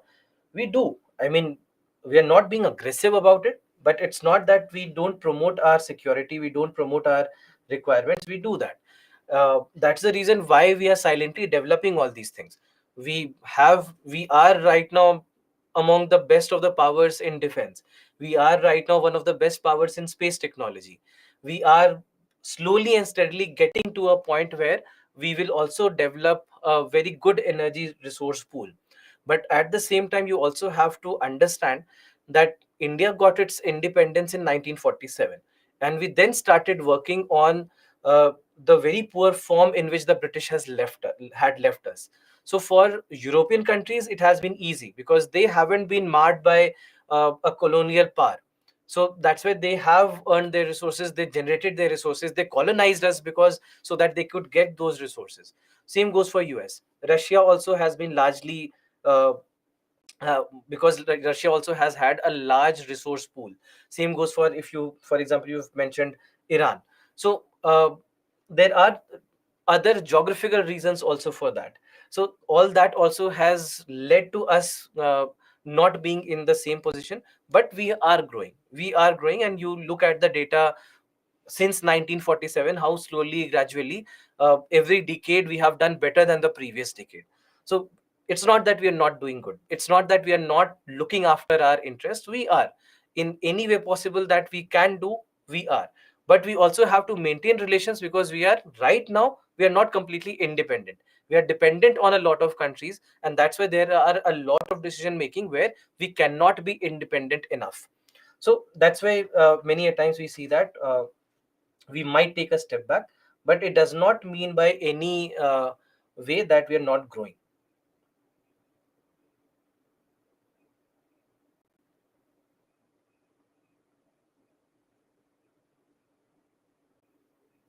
25 slides here. I know that generally it takes me almost 50-55 slides, but if you don't ask questions, if I am not taking your questions, I'll have that time to take those 10 extra. So that depends on the class and how much you are also engaged in the classroom. So it's not that anything extra is kept.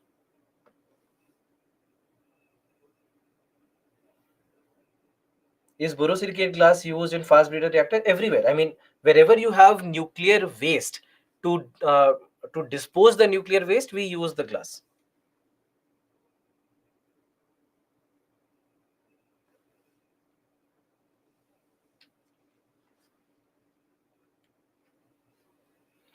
Won't nuclear fission energy generation technology become outdated by the time national nuclear program reaches the final stages? I don't think so, because if, let's say, if you're thinking in the context of nuclear fusion or maybe other alternatives like hydrogen or solar energy, etc., we need a lot of energy. There are a lot of things that we can't do. There are a lot of things where we compromise because our energy generation is not that great. The per capita consumption of energy, if you look at India as compared to many of the other countries, you'll find that we are not in the top 5. It's not that we consume as much energy as a country like US does, or the European countries, or China does. So that's why we have a lot of scope, and that's why every bit of energy that we can get will always be useful. So if we get to a stage where thorium becomes useful, why not? Because we'll be able to get cheap energy from there, and hence we want to use it.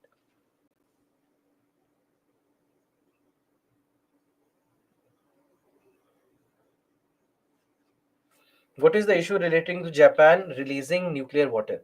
So basically, they decided that some of the nuclear waste water that is being generated in their nuclear fission plants, They said that we have treated it well and now we are just releasing it into the oceans, which was obviously protested by many countries also, and in general by people as well, that it might pollute the marine life, it might pollute the water. So that is why this happened.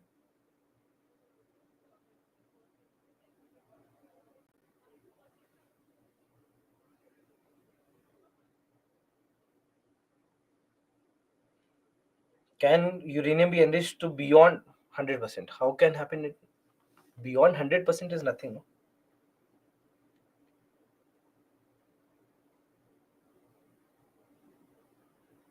Use of thorium in third stage, basically thorium in the third stage will keep on generating more of uranium 233, and uranium 233 will be used for um, used as the fuel in the third stage.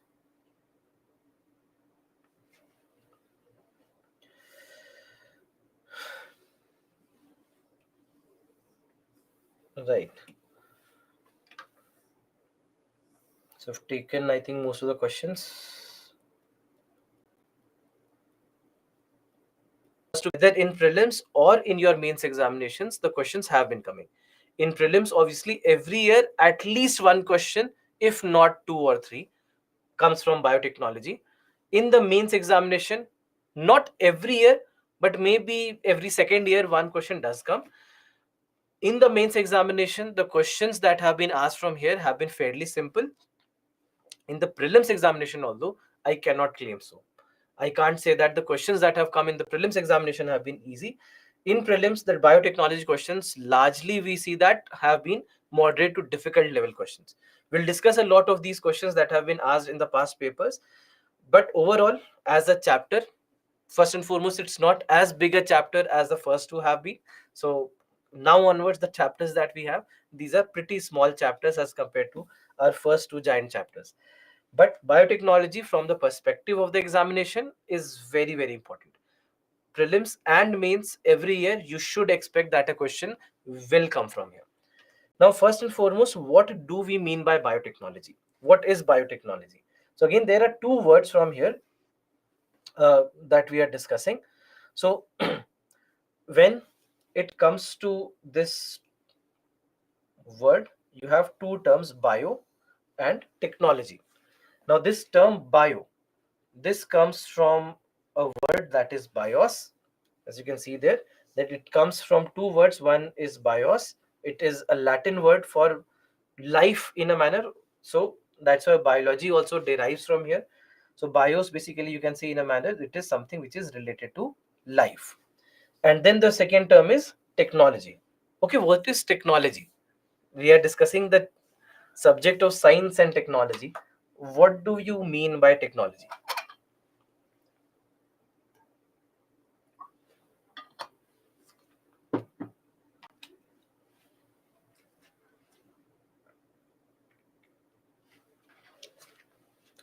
Okay, so that makes an action efficient and effective. The thing that makes work easy. Science which makes life easier. Okay, so you are basically thinking about around correct lines. So all of these answers are more or less correct.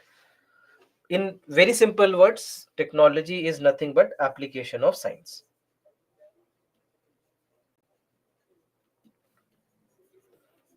Application of science. So we know the theory of science, we understand the core concepts of science, but when you start utilizing it in your life to make your life easy for coming out with new solutions, anything, so then in that case it is called as technology. So this is basically how we come to this term. So when we say this is biotechnology, means that we are talking about uh, application of science in living organisms. In case of living organisms, so when it comes to biotechnology, we can say in a manner that biotechnology is nothing but the application of science or application of living organisms for some kind of application. When we are using the living organisms or any process in the living organisms for some kind of application, then in that case we say that it is biotechnology. All right, so that is how we basically define it. So you have bios and bio coming from bios, which is basically about living organisms, and then you have technology, that is the application of science. So that's why what we can say is that it is the application of living organisms and their biological processes in order to make the best use of, sorry, not microorganisms, of the organisms for the benefit of mankind. All right, so in this manner we are basically talking about biotechnology, where we are using any organism or any life process or any sub process of any organism so that it can help us in one way or the other. How is the question. Now there are certain simple things where we see that biotechnology has been in the use. uh, a very straightforward example is making of curd from milk. Now when it comes to making curd from milk, what's the simple process? That you might have a bowl of milk, you just add 1 teaspoon of curd in it, just leave it overnight, and you'll see that next morning milk would have converted into curd. Why exactly does that happen? It happens because of action of a certain bacteria, that is lactobacillus, and that bacteria will just convert milk into curd. It gets the medium, that is milk, where it can multiply, and it does multiply, it does reproduce, and it basically can convert milk into curd. So that's why we see that in this manner the making of curd is a simple process where we see that uh, it is an application of biotechnology. Right, so now it's an application of biotechnology that we have been using for maybe thousands of years, that we have known about this for a very long time without realizing that what we were doing was an application of biotechnology. So making curd is one such example. Similarly, there are other such examples also that have been here. For example, making preservatives. Making preservatives. So making of preservatives also is something that has existed for a very long time. Similarly, making of bread with the help of yeast has been another process which has been in the use for a very long time. Similarly, the process of fermentation. Again, fermentation as a process is used in various industries. Even in biofuel making, we use the process of fermentation. In making of or manufacturing of alcohols, fermentation is used.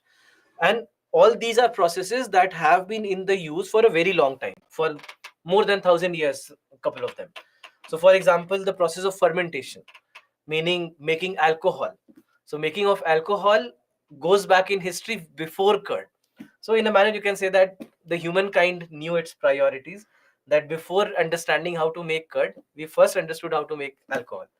So so all these processes, these are some of the processes which are natural processes which we have been using, and in a manner it's all biotechnology, because in all these cases we are using some kind of organism, some microorganism, and because of action of all these basic organisms, we see that we have been using them for all these purposes.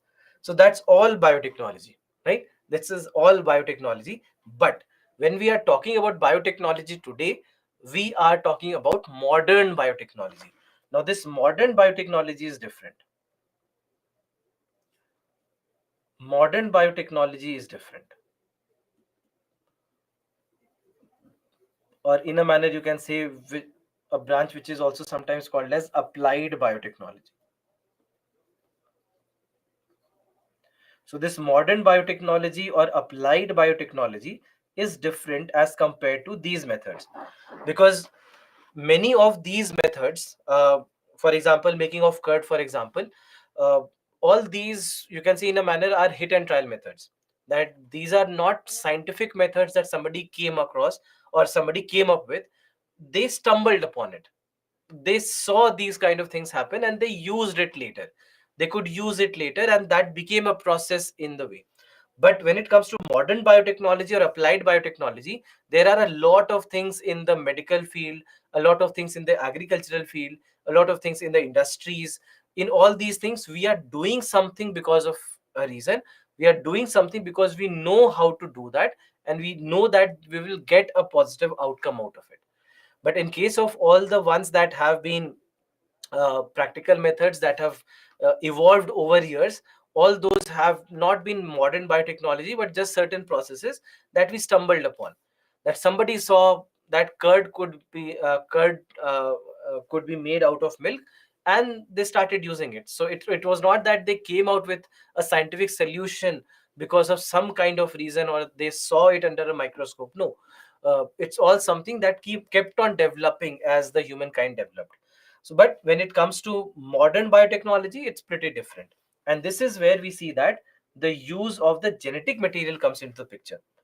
Our understanding of what DNA is, or our understanding of what genes are, this is something that has helped us in understanding these methods of modern biotechnology. So that's why this modern biotechnology or applied biotechnology is pretty different as compared to every other example that we have taken until now. And in this particular uh, chapter, this is what we are going to study. This is going to be the subject matter for our study in this particular chapter, where we'll look at the various aspects of modern biotechnology. We'll first start with our basic understanding of what is the meaning of DNA, what are genes, what are chromosomes, etc. And then from there on, we'll go and build upon understanding of the different branches of biotechnology. That how do we use biotechnology in agriculture? How do we use biotechnology in medicine? How do we use it in industries? So all these things, plus some of the specific methods that are very often in the news. For example, what is stem cell? What is cloning? What is DNA fingerprint? What is the issue with GM crops? So there are all these kind of things that we are going to discuss in this particular chapter. So we'll start with DNA, genes, and chromosomes, understanding of it, and then we'll move on to all the other chapter or all the other topics here. So, but before doing that, before moving on to it, let's take a break here, and then we'll start with the continuation of this particular chapter. Right now the time is 6:40, so let's be back by 6:55. Let's be back by 6:55.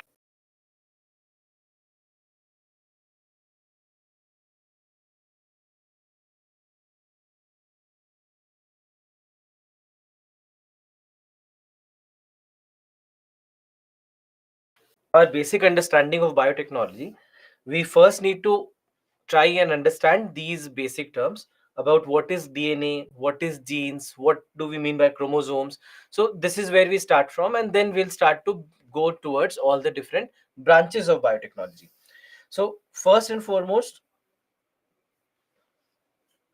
to understand DNA, genes, and chromosomes, just try to understand the living world. I mean, when we talk about any organism, what do we know about an organism? That any organism would be made of organ systems, right? Any organism will be made of organ systems, and these organ systems are obviously made of organs. These organs are basically set of tissues. These are set of tissues which are arranged in a certain manner that they make an organ, and these tissues are made of cells. All right, these tissues are made of cells. And cell, what do we say about the cell is that cell is the smallest structural and functional unit of life. Smallest structural and functional unit of life. Why?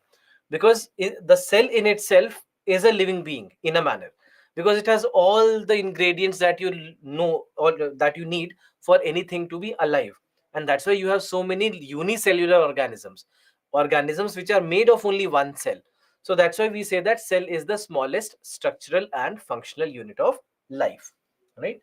Now, inside the cell, inside the cell we have a completely different world, and inside the cell we have something called as the nucleus. We have the nucleus. Now, do you know what is the role of the nucleus? What does nucleus do? So cell, we say that this is the smallest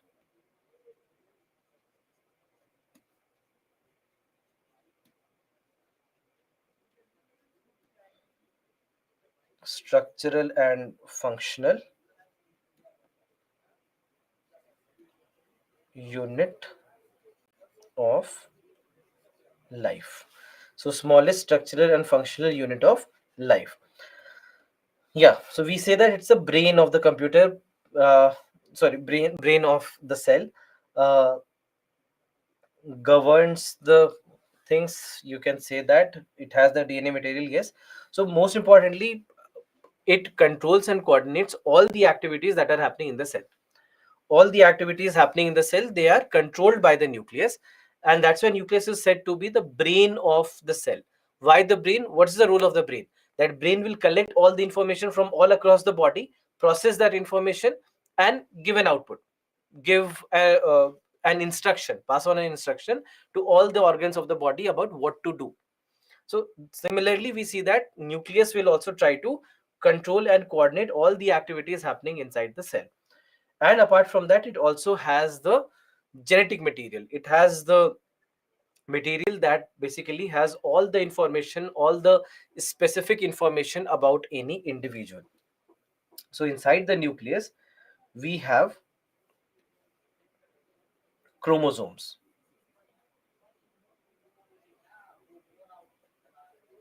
All right, we have chromosomes, which you can say are bundles of genes, and these genes are made of DNA. All right, these genes are made of DNA. So inside the cell, we have the nucleus. Nucleus basically has a pair of some pairs of chromosomes. So for example, in humans, we have 23 pairs of chromosomes. All right, 23 pairs meaning a total of 46 chromosomes. All these chromosomes are made of different segments of genes. Certain segments of genes together, they'll come and they'll make the chromosomes, and all these genes are in turn made of DNA. All right, so this is basically how we see the organization within the cell. So now, to understand what is DNA, gene and chromosome, if you look at this figure that we have right here, so we have the cell. Inside the cell we have the nucleus, and inside the nucleus we have the chromosomes. And as you can see that genes will be made of smaller DNA segments. They'll come together, they'll make the gene, and this gene together makes up this entire chromosome set that we have. Now, in humans, as I just told you, that we have a total of 23 pairs of chromosomes. So chromosomes basically, as you can see here, these are long coiled up thread like structures which are made of DNA and protein. All right, they are made of DNA and protein. And in humans, we see that there are a total of 23 pairs of chromosomes, out of which 22 pairs are common across males and females. 22 pairs are common across males and females. The 23rd pair is different in males with respect to females. And that's why the 23rd pair is what determines the sex of any human. Whether it's a male or a female will be determined by the 23rd pair of chromosome.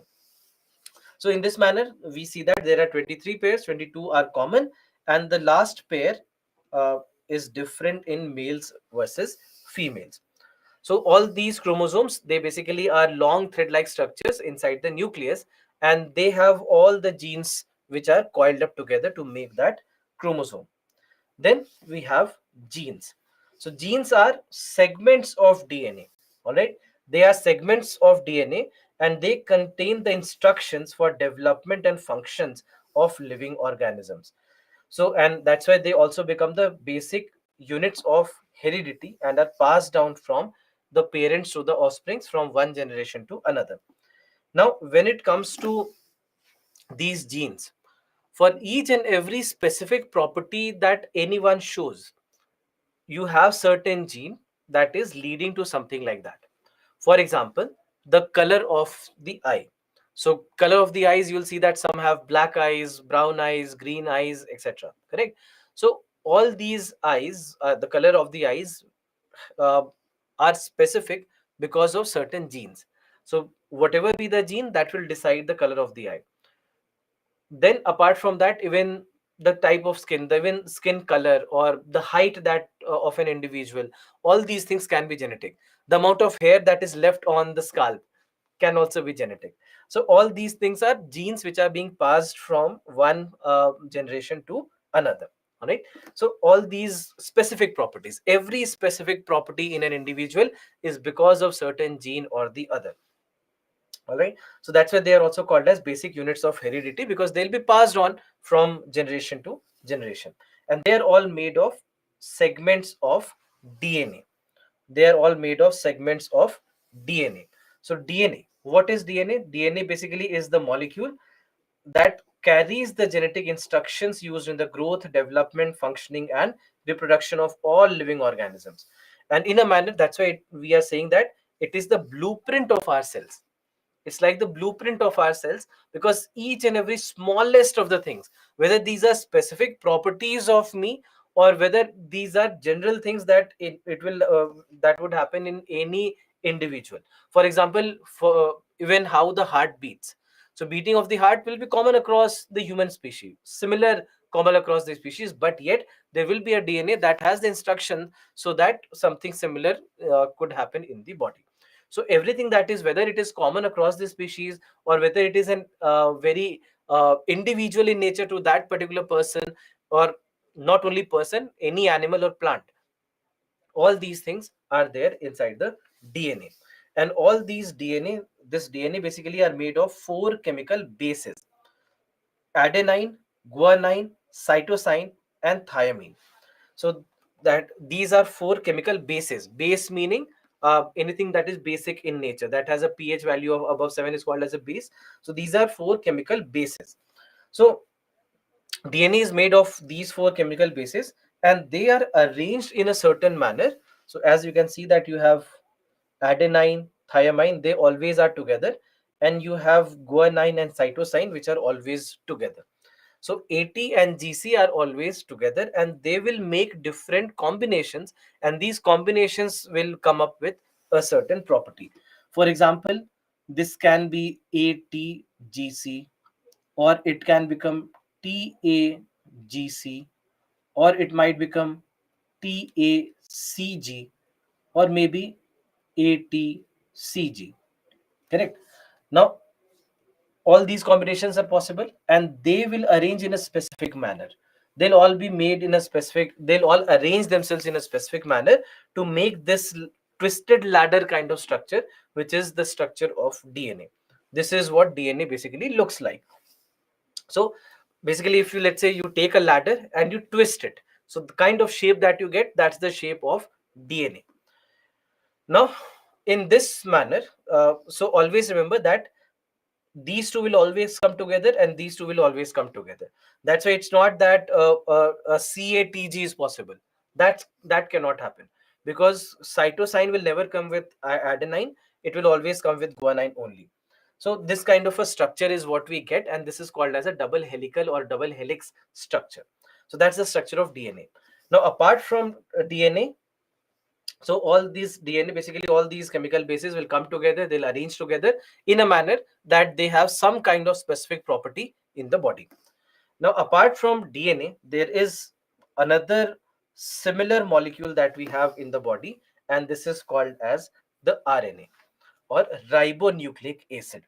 Now in one case, when you have DNA is deoxyribonucleic acid, and on the other hand you have RNA, which is ribonucleic acid.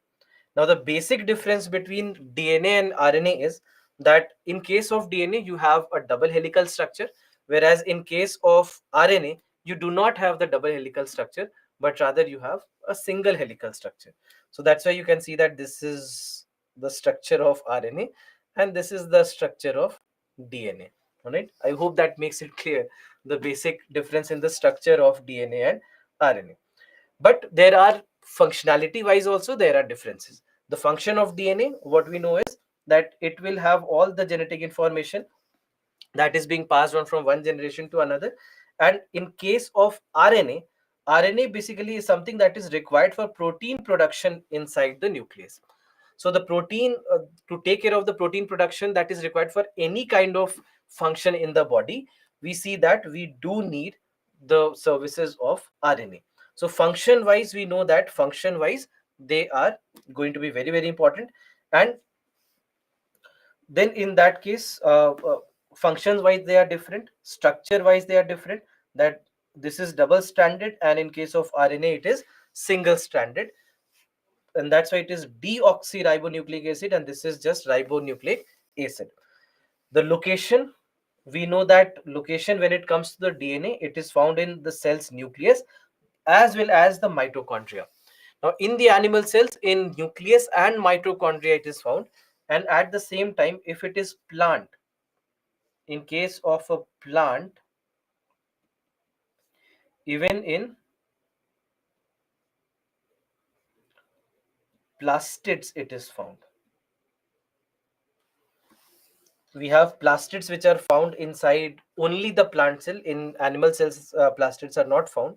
Plastids basically uh, help in the food production. I mean, that is where chlorophyll comes from. So so plastids will have chloroplast, and chloroplast will produce chlorophyll. So DNA is not only present inside the nucleus, but it is also present in another cell organelle which is called as mitochondria. What does mitochondria do? What is the role of mitochondria? What do we call mitochondria as? I'm very sure that you have the answer. Yes, everybody is jumping to the answer. Powerhouse of the cell, right? So it is called as the powerhouse of the cell. And why do we call it as powerhouse of the cell? Mainly because of the fact that it basically uh, uh, provides energy to the cell for different types of things that the body has to do. For that, the energy that is required, or the cellular energy that is required, it comes from mitochondria. So that's why it is called as the powerhouse of the cell. And in so that's why DNA, just remember that DNA is found in nucleus, in mitochondria, also in plastids. And interestingly, this is also a question that was asked in your 2004 prelims, long time back, 2 decades back. This is a question that was asked in 2004 prelims. They had given nucleus, mitochondria, plastids, and the question was which of the above parts of the cell contains DNA? One only, one, two, and three, two and three only, and so on. So it was a difficult question because everybody knows that in nucleus we have DNA, but not a lot of people know that even mitochondria, even plastids also have DNA in them.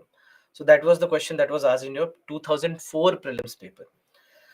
So that is where DNA is found, and RNA will be found everywhere. Wherever protein synthesis has to happen, RNA will be present here. So all these are differences. Apart from that, there is one more difference, that you have adenine, guanine, thymine, and cytosine in case of DNA, whereas in case of RNA, you have guanine, adenine, and cytosine, but instead of thymine, you have uracil. So that's another difference that we have between DNA and RNA.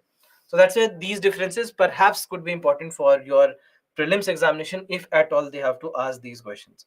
So these are, you can say, some of the basics. So that's why just understand the basic differences between the all of these, that what is DNA, what is genes, and what are chromosomes, and how are they different. So that's why understanding that DNA is the basic building block, genes are segments of these DNA together, and chromosomes basically house the genes, correct? So that is basically how we understand the basic differences between all of these.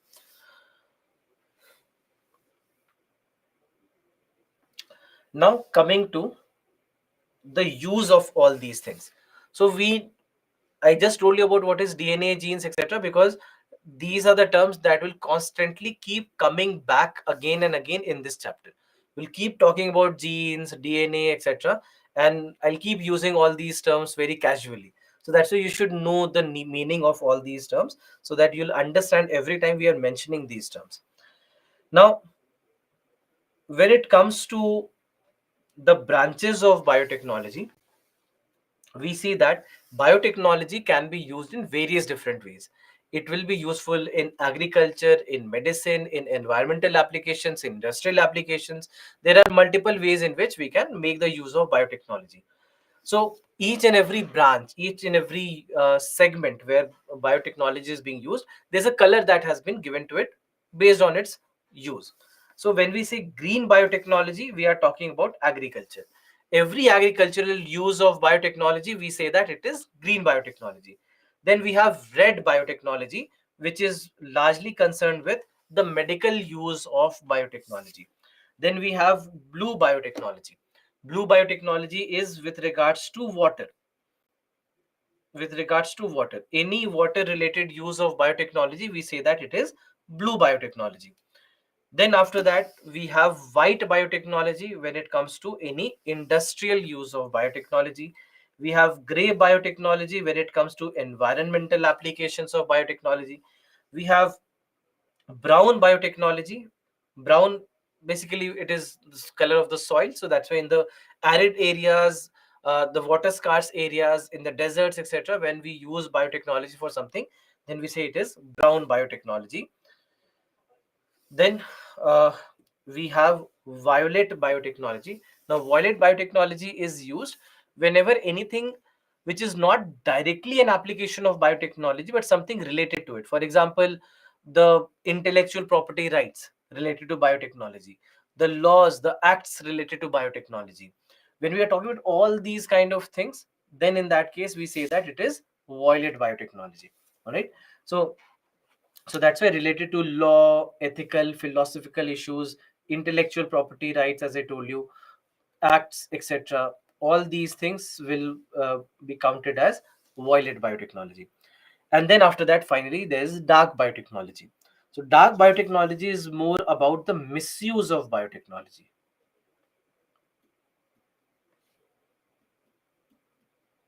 Misuse of biotechnology is called as dark biotechnology.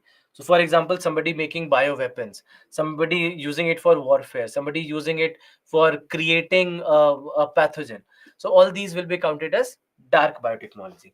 So, we'll go into the details of these things. What we are seeing as branches of biotechnology, that is basically what we are going to discuss in this particular chapter. So, first, to start with, all the medical applications of biotechnology. Now, when it comes to the medical applications of biotechnology, there are multiple ways in which biotechnology today is being used. And especially when it comes to medical biotechnology, you'll see that this is the area, this is the sector where the most amount of money is being invested. Most amount of money is being invested in medical applications of biotechnology, or what we call as red biotechnology. Now, if you see this, even if you look at the data for India, you'll find that 70%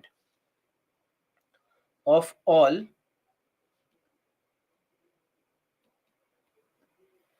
biotech investments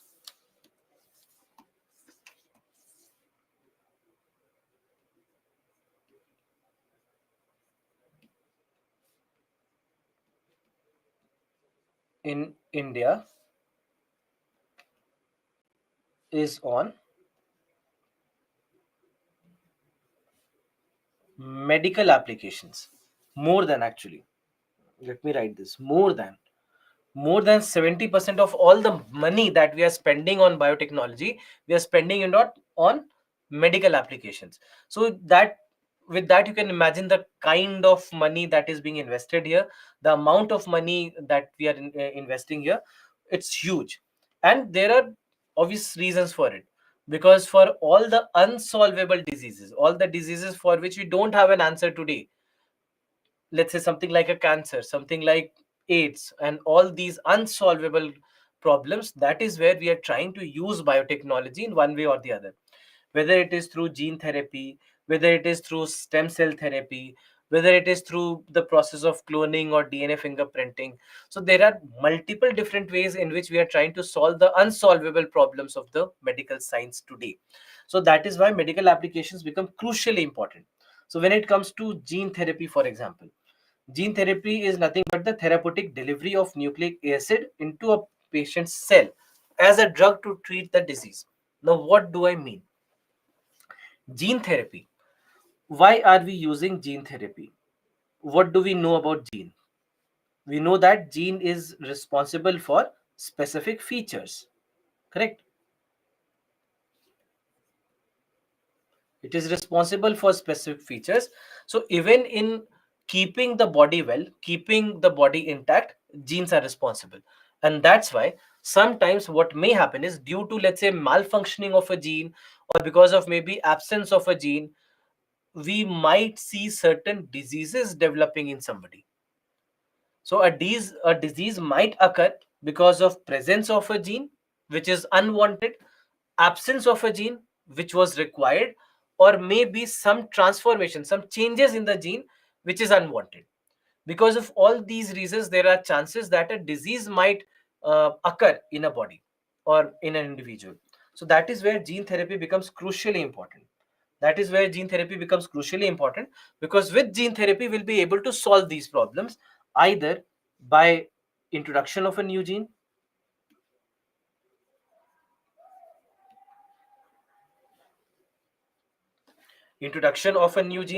or it could be about uh, introduction of new gene,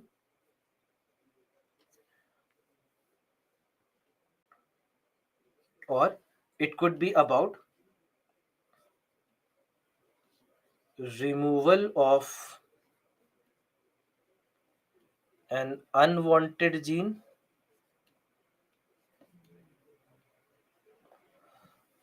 or it could be about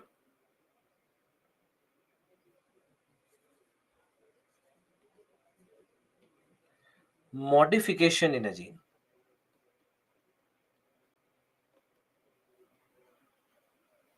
All right. So it could either be about introduction of a new gene, a gene that was not present, which was absent, or it could be about removal of an unwanted gene, or it could be about modification in a gene so that it starts to function normally again. So all these things can be done. All these things can be done in a gene, and this precisely will be called as gene therapy. So that's why when we are using the properties of gene to cure or prevent a disease, in that case we'll say that it is gene therapy. Now, apart from that, there is something called as genetic testing. Now, when it comes to genetic testing, this is a kind of a test that will identify the changes in chromosomes, genes, or proteins. So, how exactly do we do that? Now, when it comes to gene testing, genetic testing, many a times when we test for certain genes, it might give us an idea about some kind of pre-existing condition, or maybe a kind of condition that is now developing in the body. So either, let's say, if it is a genetic disease that somebody has uh, uh, inherited from their parents, then it will detect that disease. Even if sometimes if there is certain changes happening in the genes, then also it will detect those changes, so that you can, with that early detection, you can at least start taking preventive steps against that disease. So that's why we'll see that all these things are possible, and genetic testing will reveal all these things. For example, today what we see is that you might have seen that there are so many lab tests that can happen very easily today, that even they will come to your home and they'll collect your blood samples, and they'll do your full body checkup, etc., have become pretty common today, right? And very easy also. Now in all these cases, there are, for example, you'll see that they'll also say that they can do test for possibility of a cancer, or possibility of diabetes, and all these things. So all these things that they do, they basically look for certain markers. They look for certain genetic markers. They look for certain genetic markers, and these genetic markers, they will give them an idea about whether or not this disease is present or absent, or if there is a chance of this disease developing, even if not today, maybe in 10 years, maybe if not today, maybe tomorrow, maybe 5 years from now. But there will be an indication in certain gene, and that's where they will indicate it, and they'll say that, okay, fine, these are the precautions that you should take, so that you can prevent even the future occurrence of such a disease. So that's basically that is something that can be confirmed with the help of a genetic test. Then, in drug administration, Now, even in the money that we were talking about, the money that is being spent on medical applications of biotechnology, most of the money is being spent on something called as biopharmaceutics. Biopharmaceutics. Now, biopharmaceutics basically is about the interrelationships of the physical or chemical properties of the drug, the dosage form, and the manner of drug administration on the rate and extent of drug absorption. What do we mean? Biopharmaceutics, right? Just break the word down. Biopharmaceutics. Bio, we know where it comes from, living organisms. What is pharmaceutics? Where does pharma come from? What is pharmaceutics related to? Can you tell me first? Medicine, correct, right? It is related to medicine. So when we are looking at the physical and chemical properties of medicine and its dosage form, and how it would have an effect on an individual or a living organism, whether positive or negative, whether a positive impact by curing that disease, or whether a negative impact in terms of, let's say, a side effect. So all these things are determined as a part of biopharmaceutics, and that's why biopharmaceutics becomes a very very important branch of medical biotechnology, because this is where we are trying to create all those medicines, produce all those medicines that will have a very good positive impact on somebody. That even if the disease is being cured, can we cure the disease faster?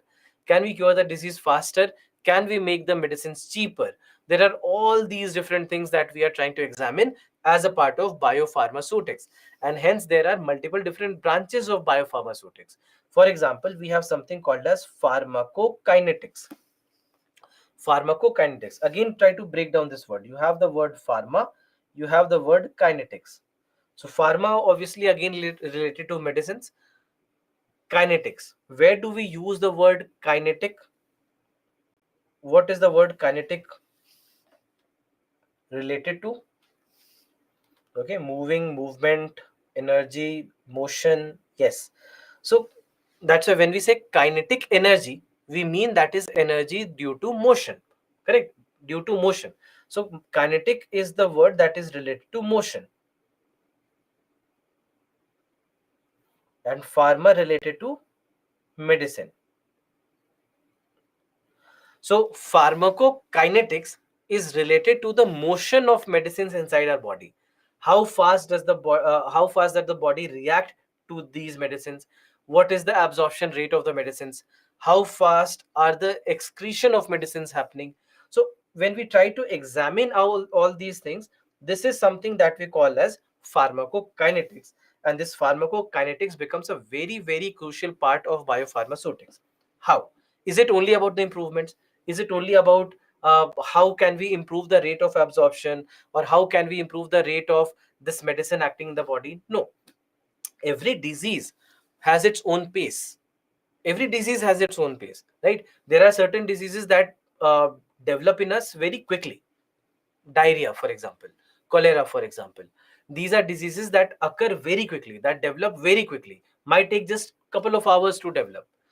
On the other hand, some viral diseases that they take time.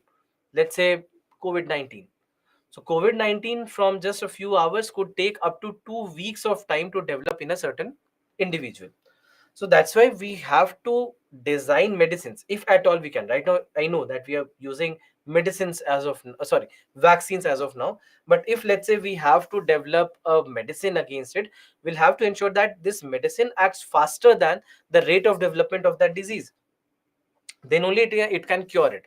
So the diseases that occur faster, will have to make medicines also that respond faster. And for the diseases that occur slower, we can make medicines that can even act slower. So that speed of the disease development also matters, and that is where pharmacokinetics becomes very very crucial, right? So that's why it is described as what the body does to the drug refers to the movement of the drug into, through, and out of the body. Correct? So that's why the absorption rate, the assimilation rate, the response rate, all these kind of things are discussed as a part of pharmacokinetics. So that's why this becomes very very crucial.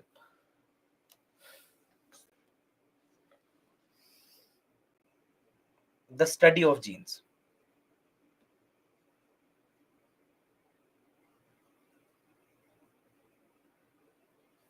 So when we say pharmacogenomics, we are trying to combine genetics and pharmaceutical, right? Genetics and pharmaceuticals, meaning that how exactly is a medicine related to the gene of a person or the genetic makeup of a person. How does the genes of a certain kind, or let's say a certain arrangement of genes, how does it respond to the medicine? Fast, slow, whatever is the response. So all these kind of things, and depending on the genetic makeup, can we make medicines that will work faster, that will be more effective? So that is basically what we are trying to make here. So basically it will help us in making effective medicines.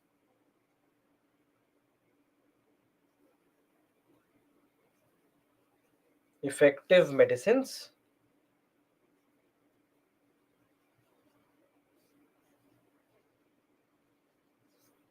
based on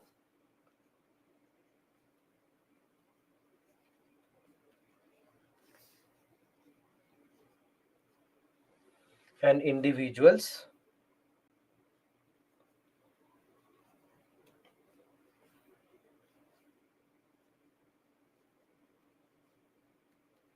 genetic makeup or genetic structure. So that basically is the role of pharmacogenomics. Then after this, we have something called as virotherapy. Now, in case of virotherapy, viro comes from virus, right?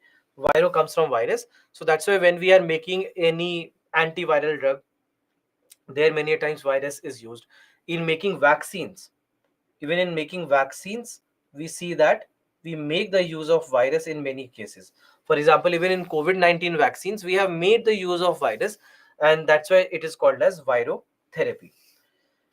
Then after that, even in making insulin. Now about insulin, you might know that insulin is required by our body to remove excess sugar from the body, right? To remove excess sugar from the body, we need insulin.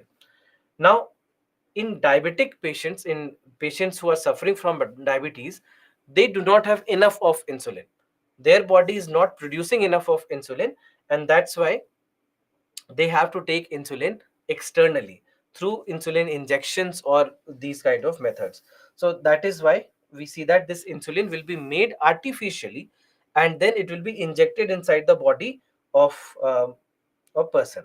So that is how we see that this kind of a disease, against this disease, insulin works.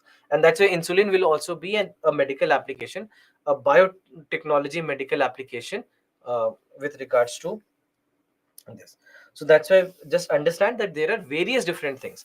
Apart from that, we are also at a later stage, we are also going to study about stem cells. We are also going to study about cloning. We'll also study about DNA fingerprint.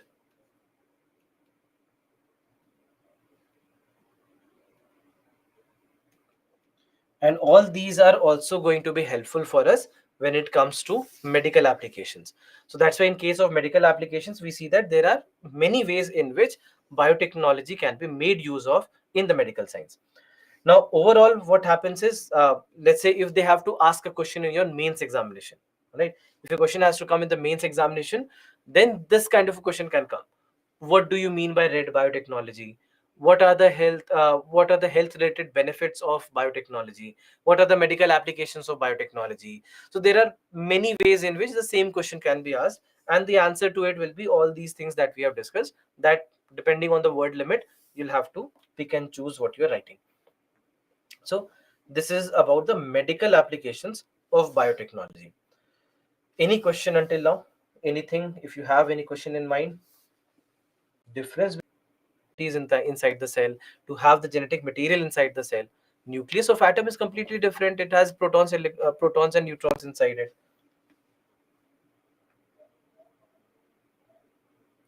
What is the relation between DNA and chromosomes?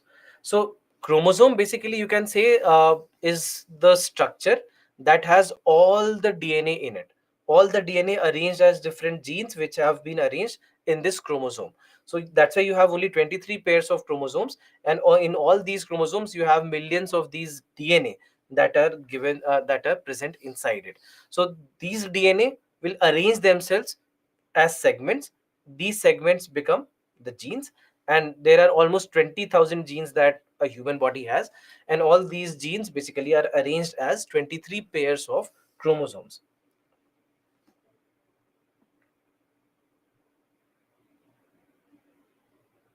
Can't get mitochondria. Mitochondria, just know this, that mitochondria is a part inside the cell called as a cell organelle. It's a part inside the cell that provides energy to the entire cell, provides energy for each and every function inside the cell.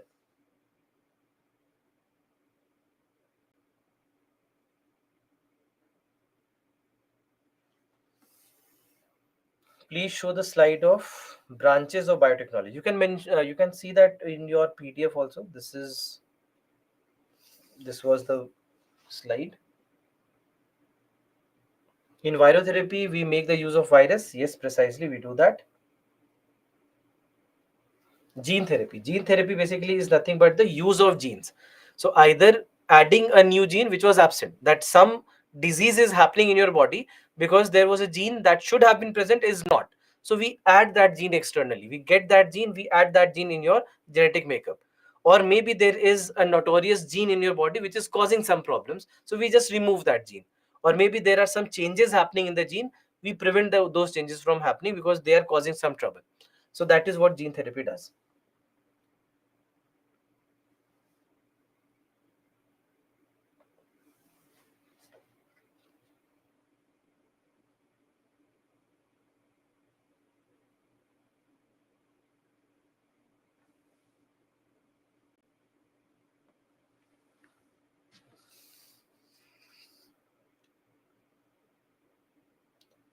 From which part of body we can get the genes? Every part of the body, because cell is present in every part of your body, so that's why you can get genes from any part of your body that you want.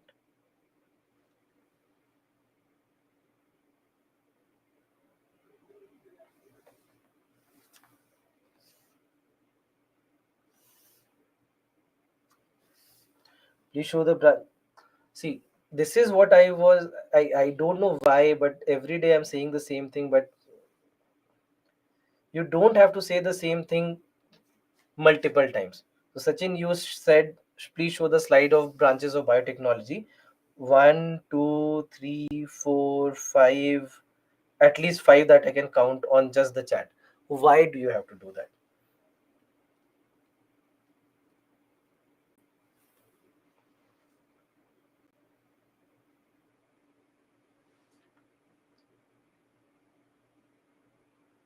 Bone marrow transplant is gene therapy, not related to gene therapy, but rather related to stem cell therapy. We'll discuss that.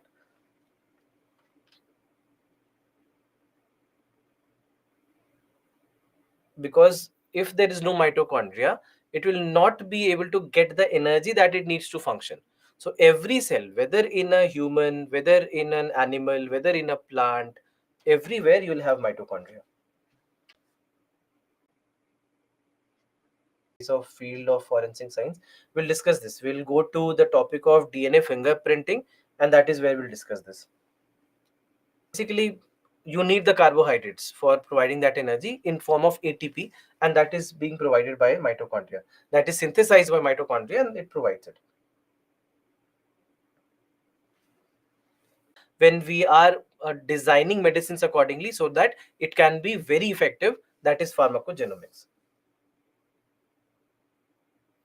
Today's semi-final match. I know today's semi-final match, but I had a class scheduled, so unfortunate for me. That may lead to cancer.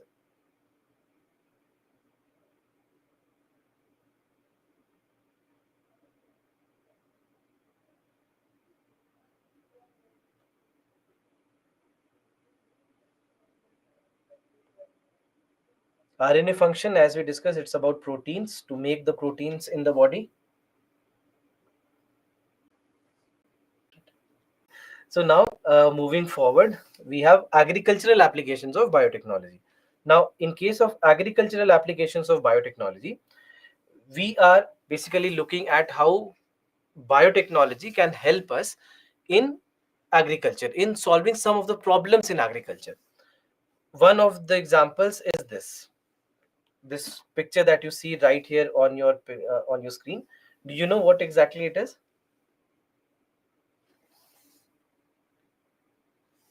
In Genesis, basically, this is the bacteria, uh, the name of the bacteria that we actually take the genes from. So, interestingly, what we have done in BT cotton is that we have taken some genes from bacteria, and these genes have been added to cotton. This gene, there is a gene that we have taken from bacteria, and this gene has been added to cotton. Why? Because adding this gene to cotton makes it uh, uh, resist something called as bollworm.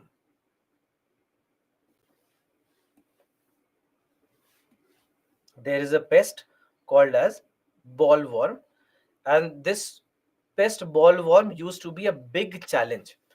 This bollworm used to be a big challenge for cotton industry or cotton production, because it would eat away a lot of cotton crops, destroy a lot of cotton crops, and the productivity of cotton would go down by up to 20 to 25%. So that's why for cotton, this bollworm has been a big challenge. To solve this problem, a gene which we identified in a bacteria, we took that gene from that bacteria. Now this gene was inserted inside cotton, and when cotton has these genes, when the cotton has this gene, then in that case the cotton is able to make its own pesticide. It is able to Cotton is able to make its own pesticide. In a manner, you can say that cotton becomes resistant to bollworm. So in a manner, it becomes bollworm resistant. So now that it became bollworm resistant, it also meant that the productivity of cotton could increase. That 20 to 25 decrease that we were looking at, now that problem could be solved with the help of BT cotton, with the help of this genetic difference. So that is where we see that it became very, very crucial that we could use the properties of this gene inside a certain bacteria, and this could help in cotton making its own pesticide against a pest that was destroying the crop, right? So that's why it was very, very important development in the field of BT cotton. Now, in case of agricultural applications, when we are talking about these kind of examples like BT cotton, these are called as transgenic plants. These are called as transgenic plants or transgenic crops. Now these transgenic plants or transgenic crops, the word is transgenic, right? These are called as transgenic. So transgenic because it is coming from transgene. The word is coming from transgene. So now when I say transgenic, the word trans often is used when something is changing from one place to another. Let's say if somebody is being transferred, so they are being transferred means that they are moving from one place to another. So when we have transgenic plants, it means that there is a gene that has come from somewhere else, correct? So there is one or more genes which are artificially inserted inside the plant, and in this scenario we say that there is a transgene, there is a transgene that has come from somewhere else. So transgene basically means what? That you have a gene taken from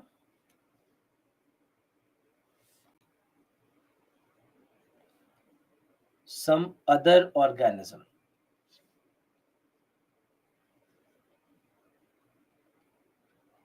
Some other organism. It could be another plant, it could be another animal, it could be another microorganism, it could be another human, if at all that was possible. It could be an alien if that was a possibility. So it could be taken from anywhere.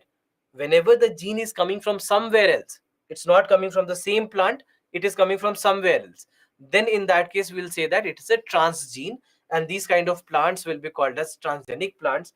These kind of crops will be called as transgenic crops. So that is basically what's happening here. Just remember, it can come from any organism if it was a possibility. So you just have to find which organism can you take it from. So for example, let's say tomorrow if we wanted the plants to move, then in that case we'll have to find the genes which are responsible for movement inside the human body. We'll find those genes, we'll take those genes, insert it inside the plant, and the plants will also start to move. If at all that was possible, this is basically something that we can do. So then in that case, that kind of a plant that is able to roam around from one place to another would be called as a transgenic plant. But it's not that simple that you can take any gene from anywhere and insert it inside any plant that you want. It's not that easy. So but otherwise, theoretically it's possible. Theoretically you can do all that. You want the plants to speak, you find the genes which are responsible for voice, you take that gene, insert it inside the plant, and plants will start to speak and say, I am Groot. So all these things are actually possible. uh, Theoretically possible. Theoretically all these things are possible. Practically we haven't seen these things being possible at all until now. So walking and talking plants can only happen in movies like the Marvel movies or the Lord of the Rings movies and all that. So but theoretically all these will be called as transgenes. All right. Now in case of plants, when we are talking about plants, we basically see that all these things are there. And in case of cotton, we have seen that this is the specific gene, CRY1AC. This is the name of the gene that has been taken from a bacteria, and that's why it has been named as Bt cotton. Right, it has been named as Bt cotton, and it makes it pest resistant against bollworm. Similarly, there are a lot of desirable properties that we could add to these crops. So for example, we can increase the crop production. We discussed about how Bt cotton was able to increase the crop production by 20 to 25%. Similarly, we can also use it for increasing the nutritional value.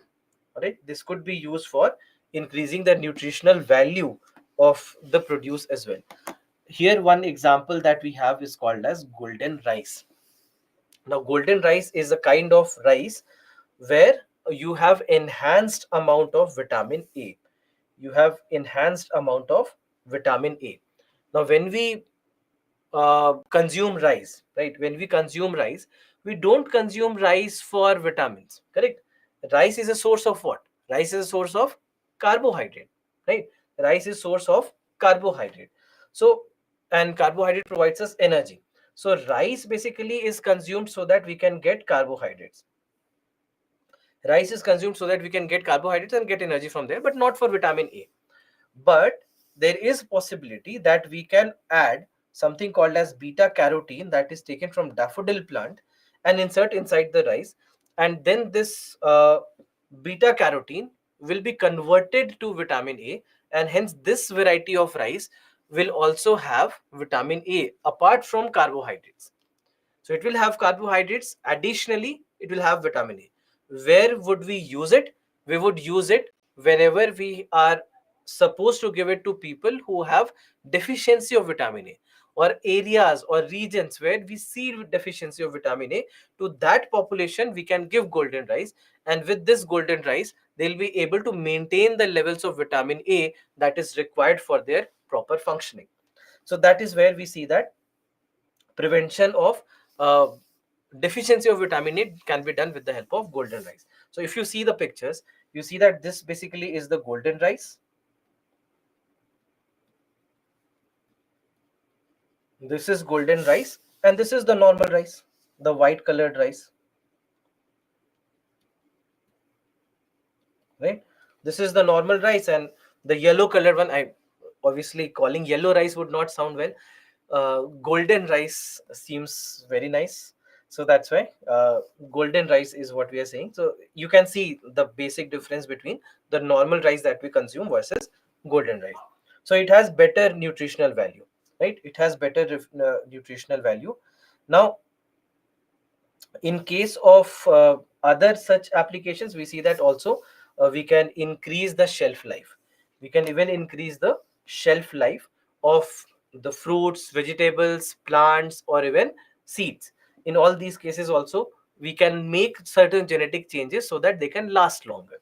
So doing that is also possible, and we have been doing it. Similarly, there are environmental benefits also.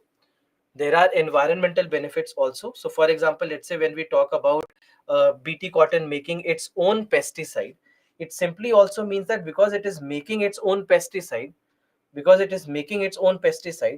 also means that you do not need to provide it pesticides externally, right? You do not need to administer the pesticides externally. Pesticides can be harmful, they can be poisonous, and that's why not only for our consumption they can be poisonous, but at the same time, because traces, what happens is that traces of pesticides come with the fruits and the vegetables that we consume. So we need to avoid that, we want to avoid that. At the same time, uh, these pesticides are not also very good for longevity of the soil.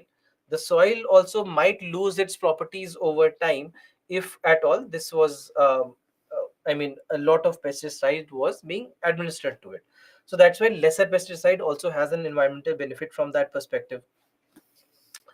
Then overall, so that's why understand that how they will all be very very crucial from this perspective. Now comparing it to traditional plant breeding practices, now we understand that when we talk about the transgenic plants, it means that there is an artificial insertion, right? There is an artificial insertion of a gene that has been brought from somewhere, right? Artificially we have brought this from somewhere and we are using it inside it. But in traditional plant breeding practices, these are more hit and trial methods. That we tried crossbreeding of some plant with some other plant, it worked. So it worked, it gave us some good produce, so we kept on using it. Sometimes it did not, we did not use it further.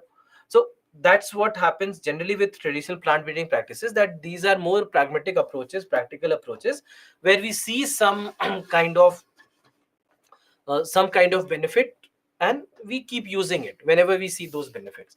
But when it comes to making of the transgenic plants or the genetically modified plants, in those cases, whatever steps we are taking those steps for a reason. There is a scientific basis behind making the use of those certain genes or inserting certain genes, etc.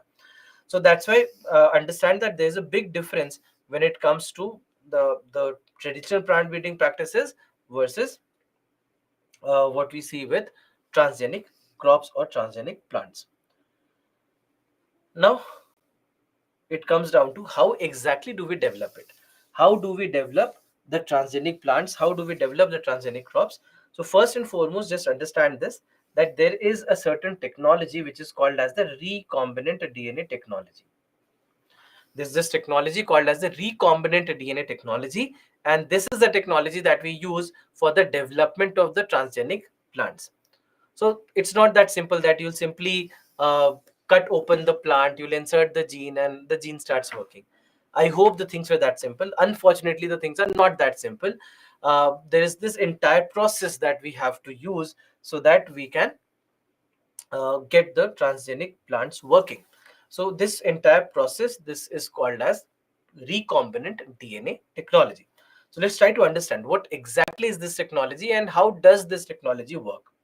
So if you see this diagram, this is how a typical uh, recombinant DNA technology works. So first and foremost, we have to isolate the gene of interest. We have to isolate that gene. We have to take away the gene in its pure form, the gene that we want. So this is the BT gene. This is the golden rice gene. So that gene has been taken, the beta carotene gene, you can say. So that beta carotene gene has been taken away. So that's the gene of interest for us. This blue colored portion that you have right here, this is the gene of interest. All right. This is the gene of interest. Now, this gene is not directly inserted inside the plant. All right. This is not directly inserted inside the plant. Instead, what we do is we find a carrier or a vector. We find a vector or a carrier. Now, this vector or carrier or whatever we say, this basically would be either a virus or a bacteria. All right. It could be virus or bacteria. So we'll pick a virus or we'll pick a bacteria, and inside this bacteria or virus, this is where we'll insert this gene of interest. So we'll find, it's like a jigsaw puzzle that you have. How you, let's say if you have a missing piece, it's not that you can just insert anything anywhere. You'll have to find those sequences, and only in their certain places only you can actually use those parts of the jigsaw puzzle, correct? So something similar will happen here also. You'll have to find an area where we can make the cut, open, and this is where we can insert this gene of interest. So just understand what's happening. So let's say that this is the gene of interest that we are talking about, right? And in this is the portion where we are making the cut. All right, this is the portion where we are making the cut, like this. So we cut it open, and this is the area which we have cut it open, right, in this particular gene. And now this blue colored area, this blue colored gene will be inserted here. This blue colored gene will be inserted here. So this basically comes here. This blue colored portion, it comes here. So in this manner, basically what we are doing is that we found where the cut can be made, so that exactly we can fit this gene of interest. And then we have cut it open, the carrier, basically the carrier or the vector as we call it, it has been cut it, we have cut it open, and then we have inserted the gene of interest here. And then we'll also have to make the ends to stick together. So we'll take a Fevicol or a Fevistick, etc., and we'll make the stick ends to stick together. But that Fevicol here is not the Fevicol that obviously that we use in our homes, but there is a certain enzyme that we use. There's a certain enzyme called uh, which is basically used here, called as DNA ligase. So that enzyme will be used, and with the help of that enzyme we'll make the ends to stick together. And once we have done that, this is where we'll produce multiple copies, thousands to lakhs of copies of this particular gene. And then ultimately it will be inserted inside the plant. So that's why the entire method is not that direct. It's not that you pick the gene and insert it inside the plant and it magically starts working. Unfortunately, things are not that simple. There is this entire process that we have to follow. So first we'll pick the gene, we'll pick the gene of interest, then we'll pick a suitable vector for it, a suitable carrier for it, and we will insert it inside this carrier, right? We will insert it inside this carrier. Once we have done that, once we have inserted it inside the carrier, this is where what we'll do next is that we will produce multiple copies of it. And once we have these multiple copies, we'll finally insert it inside the plant. So again, just going through the steps, the first step is to isolate the desired DNA in its pure form, right? Away from any kind of macromolecules or any kind of impurities. We'll first isolate the desired DNA. Then after that, we will make the use of something called as restriction enzymes. We'll make the use of something called as restriction enzymes, and these restriction enzymes will play a major role in determining where this location is. Restriction enzymes will mark the location. It will mark the location where we have to make the cut in the vector. So restriction enzymes will be used there for identification of that area. So that will be done. So this process is called as restriction enzyme digestion. Then after that, we are making the use of the enzyme called as DNA ligase. And as I told you, that DNA ligase will be required for making the ends to stick together. It's the Fevicol, you can say. It's the Fevicol of this particular entire process. So DNA ligase will be used. And then after that, you are making the use of polymerase chain reaction or PCR, so that you can create multiple copies. It's just like photocopying. So multiple copies of this will be created with the help of the PCR. And then lastly, it will be inserted inside the host. It will be introduced into the recipient host. This process also has a name called as transformation. So first, again, just repeating it again. First, we pick the gene that we need in its pure form. We got the gene. This gene then will be inserted inside the vector. For that, we need restriction enzymes. Restriction enzymes will locate the areas where we can make the cut. The cut is made, the DNA is inserted, and then after that, DNA ligase is used to make the ends to stick together. Once that has been done, multiple copies of it is being produced, and all these multiple copies will be then inserted inside the plant. So in this manner, this entire method will be used so that recombinant DNA technology could work. Now, even then, there's no guarantee of how much it will work or not. Theoretically, many a times it may seem possible that a certain combination might work, but we see that it's not all the time that combination works. Many times the combination does fail also, and that's why we have to do all the research and study before we can actually make this work. So that is basically what we do in this entire process. Read this question. This was asked in your paper. Of vector. Vector could be, as I told you, or rather, which will be compatible with a certain gene. So something, can we do that? Yes, we can do that. From animals to plants, can we do that? Yes, we can do that. From microorganisms to higher organisms, can we do it? Yes, we can do it. What did I tell you? From any other organism. Any other organism. Why is the confusion? I don't know. Any organism. We can take any organism and we can transfer it from there. I'm not saying whether it will work or not. I'm saying any organism. Pick any organism. If you are taking the gene from there, if you are inserting it inside the plant, done. So whether it is about different species of plants, or from animals to plants, or microorganisms to higher organisms, we can do all that. That is what essentially we are doing. We are just picking our gene of interest. Where's the question of whether it is coming from a plant or an animal or an or a microorganism, or maybe from an alien? Nobody cares. As long as it is a gene that is coming from some other organism, you can take it. That is what we have discussed. I wrote it here also. Gene taken from some other organism, right? So there is no question of whether it is only plant or animal or only microorganism.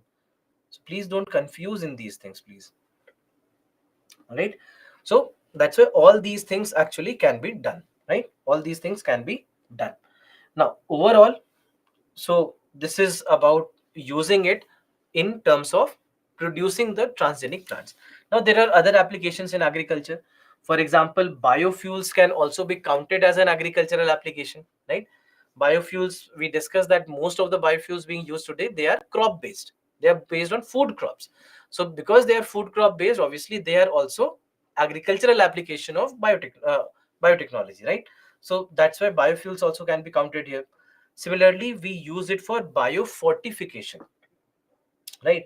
We use it for biofortification. Now, what is fortification? Just try to understand this. If you see here, it is the addition of an ingredient to food to increase the concentration of a particular element.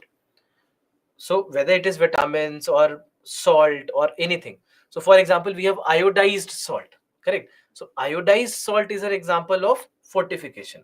But when we are doing it naturally, when we are trying to do it through a fruit, a vegetable, or a crop, or any kind of food, for example, golden rice. So golden rice is an example of biofortification. So that's why biofortification is whenever we are doing that with the help of any plant. All right. When we are doing it with the help of a crop or a plant, then we'll say that it is biofortification. So biofortification is also a method that is very popular in biotechnology, in agriculture. So for example, when we talk about golden rice, that's an example, and there have been a list of different uh, biofortified food that we actually have used over the years, and in many different crops we see that it is something that we have made the use of. So that's why there are a lot of biofortified foods. Similarly, there is also something which is basically which is called as supplementation. All right, sometimes we also make the use of something called as supplementation. So supplementation basically is when we are taking something additionally. When we are taking something additionally, it is called as supplementation. So in case of supplementation, what we see is that we actually are not doing it just through crops or just adding certain vitamins or minerals, let's say, in the crop, but instead of doing that, we are taking supplements. For example, let's say vitamin D supplements, Bicosuls or vitamin B complex. So all these are supplements. So that is called as supplementation. And fortification is when we are adding it to the food instead of taking it as a medicine. So when you take it as a medicine, I'm just simplifying it. When you take it as a medicine, it is called as supplementation. When you take it as a part of your food, it is called as fortification. Then there is something that has been an issue, which is called as hidden hunger. Something that WHO has been flagging from time to time is hidden hunger. Now, what is hidden hunger? The meaning of hidden hunger is that when, let's say, many of the poor countries, for example, which are not able to produce their own food, but they rather are dependent on other countries, maybe European countries, US, India, Russia, China, Japan, etc. These are the countries which are supplying the food to them. Now in these kind of cases, what happens is, our focus always is on grains, providing carbohydrates first, providing the energy to survive first. So rice will be provided in large quantities. So what we see is that we are providing the food that is required, but they're not getting all the required nutrients. They're not getting every nutrient that they need for what you would call as a balanced diet, so that a good growth and development of the body could happen. So this kind of a scenario is called as hidden hunger, that although they are eating, although they are consuming enough for their survival, they're not getting every nutrient that they need. So that is called as hidden hunger. So hidden hunger is when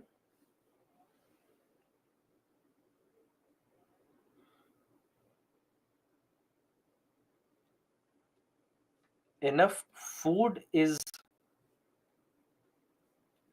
provided, but not all the nutrients. So that is called as hidden hunger. That is something that is basically what has been flagged as hidden hunger. And it's not uh, largely about your bad food habits, that if, let's say, you are not eating, you have the resources to eat enough of fruits and vegetables to get all the vitamins and minerals, but you are choosing burgers, fries and pizza. So that's your call, so that will not be counted here. But when it leads to, let's say, something like malnutrition, when it leads to some kind of deficiency diseases in somebody, then in that case it will be counted as hidden hunger, when they do not even have the access to that food. That is what counts more like hidden hunger. All right. So there are number of different biofortified food that has been used. Largely we see that it's about vitamin A, then various minerals like zinc or iron. We see that largely we make the use of all these biofortified food for providing all these vitamins and minerals. So that is basically what we are doing with regards to all these biofortified food. So for example, we have wheat. So in case of wheat, what we see is that we try to enhance the zinc content in it. Then in case of maize, we see that we are trying to enhance the vitamin A quantity. In case of sweet potato, we see that we are trying to increase the amount of beta carotene, and that will help in increasing vitamin A. Similarly, in beans, we try to enhance the iron and zinc content. In case of millet, we see that we try to enhance the iron content. So that's why in all these kind of uh, produce that we have, if you see here, we have been trying that in all these different, uh, we can enhance the vitamin and mineral vitamins and minerals in them by doing some kind of genetic modification. Then genetically modified crops can also be used as animal feed, that we want to provide good nutrition to animals as well.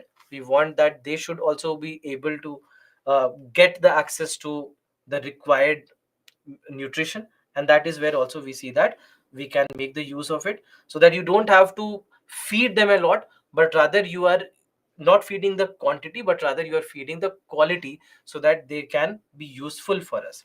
Similarly, we have genetically engineered herbicide tolerant or HT variant crops. So HT variant crops is where they are tolerant towards a certain herbicides. So herbicides will be used for what? Herbicides will be used to kill the weeds, kill the unwanted plant growth that is happening in a in an agricultural field. So to kill them, we'll be using herbicides. So there are crops which are made to be herbicide tolerant, because if they are herbicide tolerant, even if you're using pesticides, even if you're using these herbicides, the unwanted plants, the weeds, etc., they will die, but the herbicides will have no effect on the crop growth. So that's why you'll be able to enhance the growth of the crops. So that's why we see that there have been a lot of herbicide variant or herbicide tolerant variants also that we have been able to produce. Similarly, the use of biofertilizers. We discussed that when you make biogas out of the crop residue, you get biofertilizers that can be used. So that also counts as an agricultural application of biotechnology. Similarly, in case of floriculture, also we can make the use of it. So floriculture meaning flower cultivation. The flower cultivation industry can also make the use of biotechnology, or especially with regards to the use of biotechnology. So there also we see that it becomes very very crucial and very uh, important for from agricultural produce or agricultural income point of view. Because what do you need in flowers? You probably will want that the flowers are bigger, you might want that the contrast in colors are good, or they are lasting longer. So you'll need all these properties in a flower, and that's again where the flower industry has been working. So that's not only in the food crops, but also we see that in the commercial crops also we have been trying that. For example, even in India's case, we have been trying something with GM rubber, right? We are trying something with GM rubber. So we want that GM rubber should be able to grow in northeastern states like Assam and Arunachal Pradesh. So in these kind of areas also we want them to grow. Largely we know that rubber grows in South India. It grows in states of Karnataka, in Kerala, in parts of Tamil Nadu, etc. These are the areas where significantly they are growing. But we also want it to grow in the northeastern states like Assam and Arunachal Pradesh, where the climatic conditions are very different. So GM rubber, we have modified it accordingly so that they can grow in those areas also. So genetic modification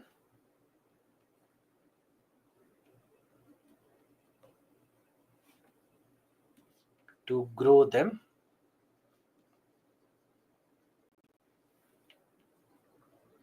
in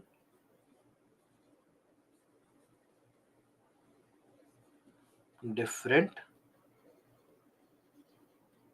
climatic condition.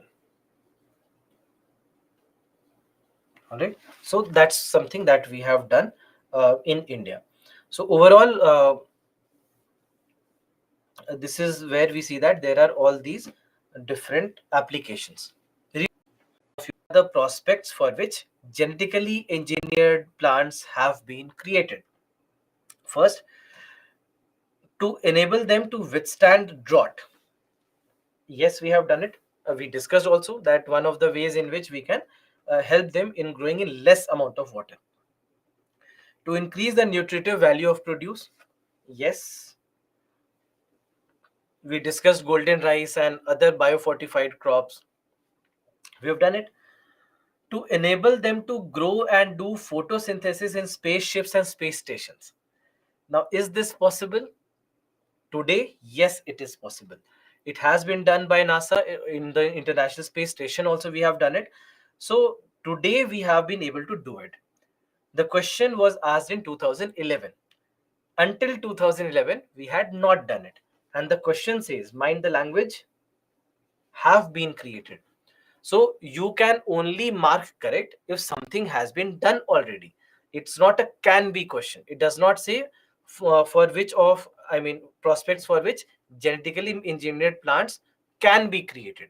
If it said can be created, close your eyes and mark ABCD. But it says have been created. So unless you know that something like this has happened, you cannot mark it. So that's why in 2011 it was wrong. In 2023 it is correct. To increase shelf life, yes. So 1, 2 and 4, if you go back in time and mark this answer in 2011, and 1, 2, 3 and 4 if you are marking this answer in 2023. So that's why. So just this is how science changes. We'll take another question in uh, another chapter where we'll see that here to it happened in almost 10 years. There is another question that has come where it happened just in 2-3 years, that the answer that UPSC had given officially was correct back then, just 3 to 4 years back. Today it's wrong. So science changes that quickly sometimes. So that's why this question actually becomes a very interesting question, because it was actually asked in the paper. Right. Next, we have white biotechnology. Now, white biotechnology is basically related to industrial applications, right? It is related to industrial applications. So, in industries also, there are multiple ways in which we are making the use of biotechnology. For example, the process of preservation. There we are using biotechnology. The fermentation process, which is also used in biofuel production, that there also we are using white biotechnology. So there are various ways in which white biotechnology is being used. For example, there is something called as biosorption. So biosorption basically is, you can say, coming from biological absorption. Bio plus absorption becomes biosorption. So this is basically where certain types of inactive, dead or microbial biomass can be used to concentrate and bind heavy metals from even very dilute aqueous solution. What do we mean? So basically what we mean is that these microorganisms, right? These microorganisms, or the microbial biomass, basically means microorganisms. So these microorganisms will be able to basically take away heavy metals from certain areas. So for example, let's say in the industrial units, when the soil would have become contaminated, so there will unleash these microorganisms, and they'll just eat away all the heavy metals, which could be otherwise poisonous or harmful for the soil and the health of the entire ecosystem of that area. So their microorganisms can be used, and that's why in the industrial process it is used as a process for a lot of ways. So that's why it is called as uh, biosorption. Then similarly we have something called as biomining. So biomining is when you are trying to extract something helpful, something which has a positive application. So that is called as biomining. So for example, for biomining, either microorganisms could be used, or even plants could be used. Microorganisms could be used, or even plants could be used for biomining. So with the help of biomining, what are we doing? With the help of biomining, we are trying to extract some desired metals, or even fuel, even petroleum. So there also biomining could be used. So that's why extraction of desired minerals or even petroleum,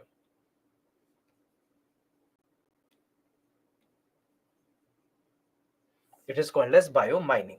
So that's why either microorganisms could be used, and they would simply go in that area, they'll just eat upon whatever is there, and from them then you will extract these metals or these minerals, you'll extract it from these microorganisms. Similarly, even plants can be used, basically the roots of the plants can be used, and this is called as phytomining. So phyto, just know that whenever you have this term phyto, wherever you have this term phyto means plants, right? Phyto means plants. So wherever plants are being used, phyto will be the term. So phyto mining, that's why mining with with the help of plants will be called as phyto mining. So in this particular scenario, we see that it can plants can also be used, the roots of the plants can be used. The roots of the plants will basically absorb the metals, minerals, etc., that are there in the soil, and then we take away the root, we burn the root, and from the ashes of the root we extract the metal. So for example, copper extraction many a times is done like that. That copper extraction will be done with the help of roots of the plants, because those areas are very dilute areas, so you do not really have a very high concentration of copper that you can use an industrial method, because industrial method will be way too costly, and you would have spent more money on extraction of copper uh, than the amount of money that you get from that copper. So then in that case, that makes no sense, it makes no financial sense, you can say. And that is where we see that phyto mining kind of process becomes very crucial. So there also we see that it is something that can be used. Lastly, we have something called as blue biotechnology. So blue biotechnology obviously is where we are using water or any application based on water. So for example, let's say when we are trying to clean water, where we have something like an oil zapper. So oil zapper is nothing but, you can say, a formulation of bacteria, of a formulation of bacteria where you have five different types of bacteria mixed together, five different types of bacteria which are mixed together, and they will be used wherever oil spills happen. They'll simply be taken to wherever oil spill has happened, and this oil zapper will start eating up on the hydrocarbon, and they'll disintegrate the hydrocarbon. They'll disintegrate the hydrocarbon into carbon dioxide and moisture. They'll just disintegrate it in a manner they'll take care of the oil spill on the sea or the ocean surface. So that is oil zapper, and that's why it will be called as blue biotechnology, because you are making the use of something on water, biotechnology on water. Similarly, when we talked about the algae based biofuel, so even algae based biofuel can be called as blue biotechnology, because there also it's a water related application. So in all these cases, when we are using anything with regards to water, we'll say that it is blue biotechnology, right? So let's stop our class here. The next application is environment based application, but we'll discuss about that in the next class. So if you have any doubt, please let me know.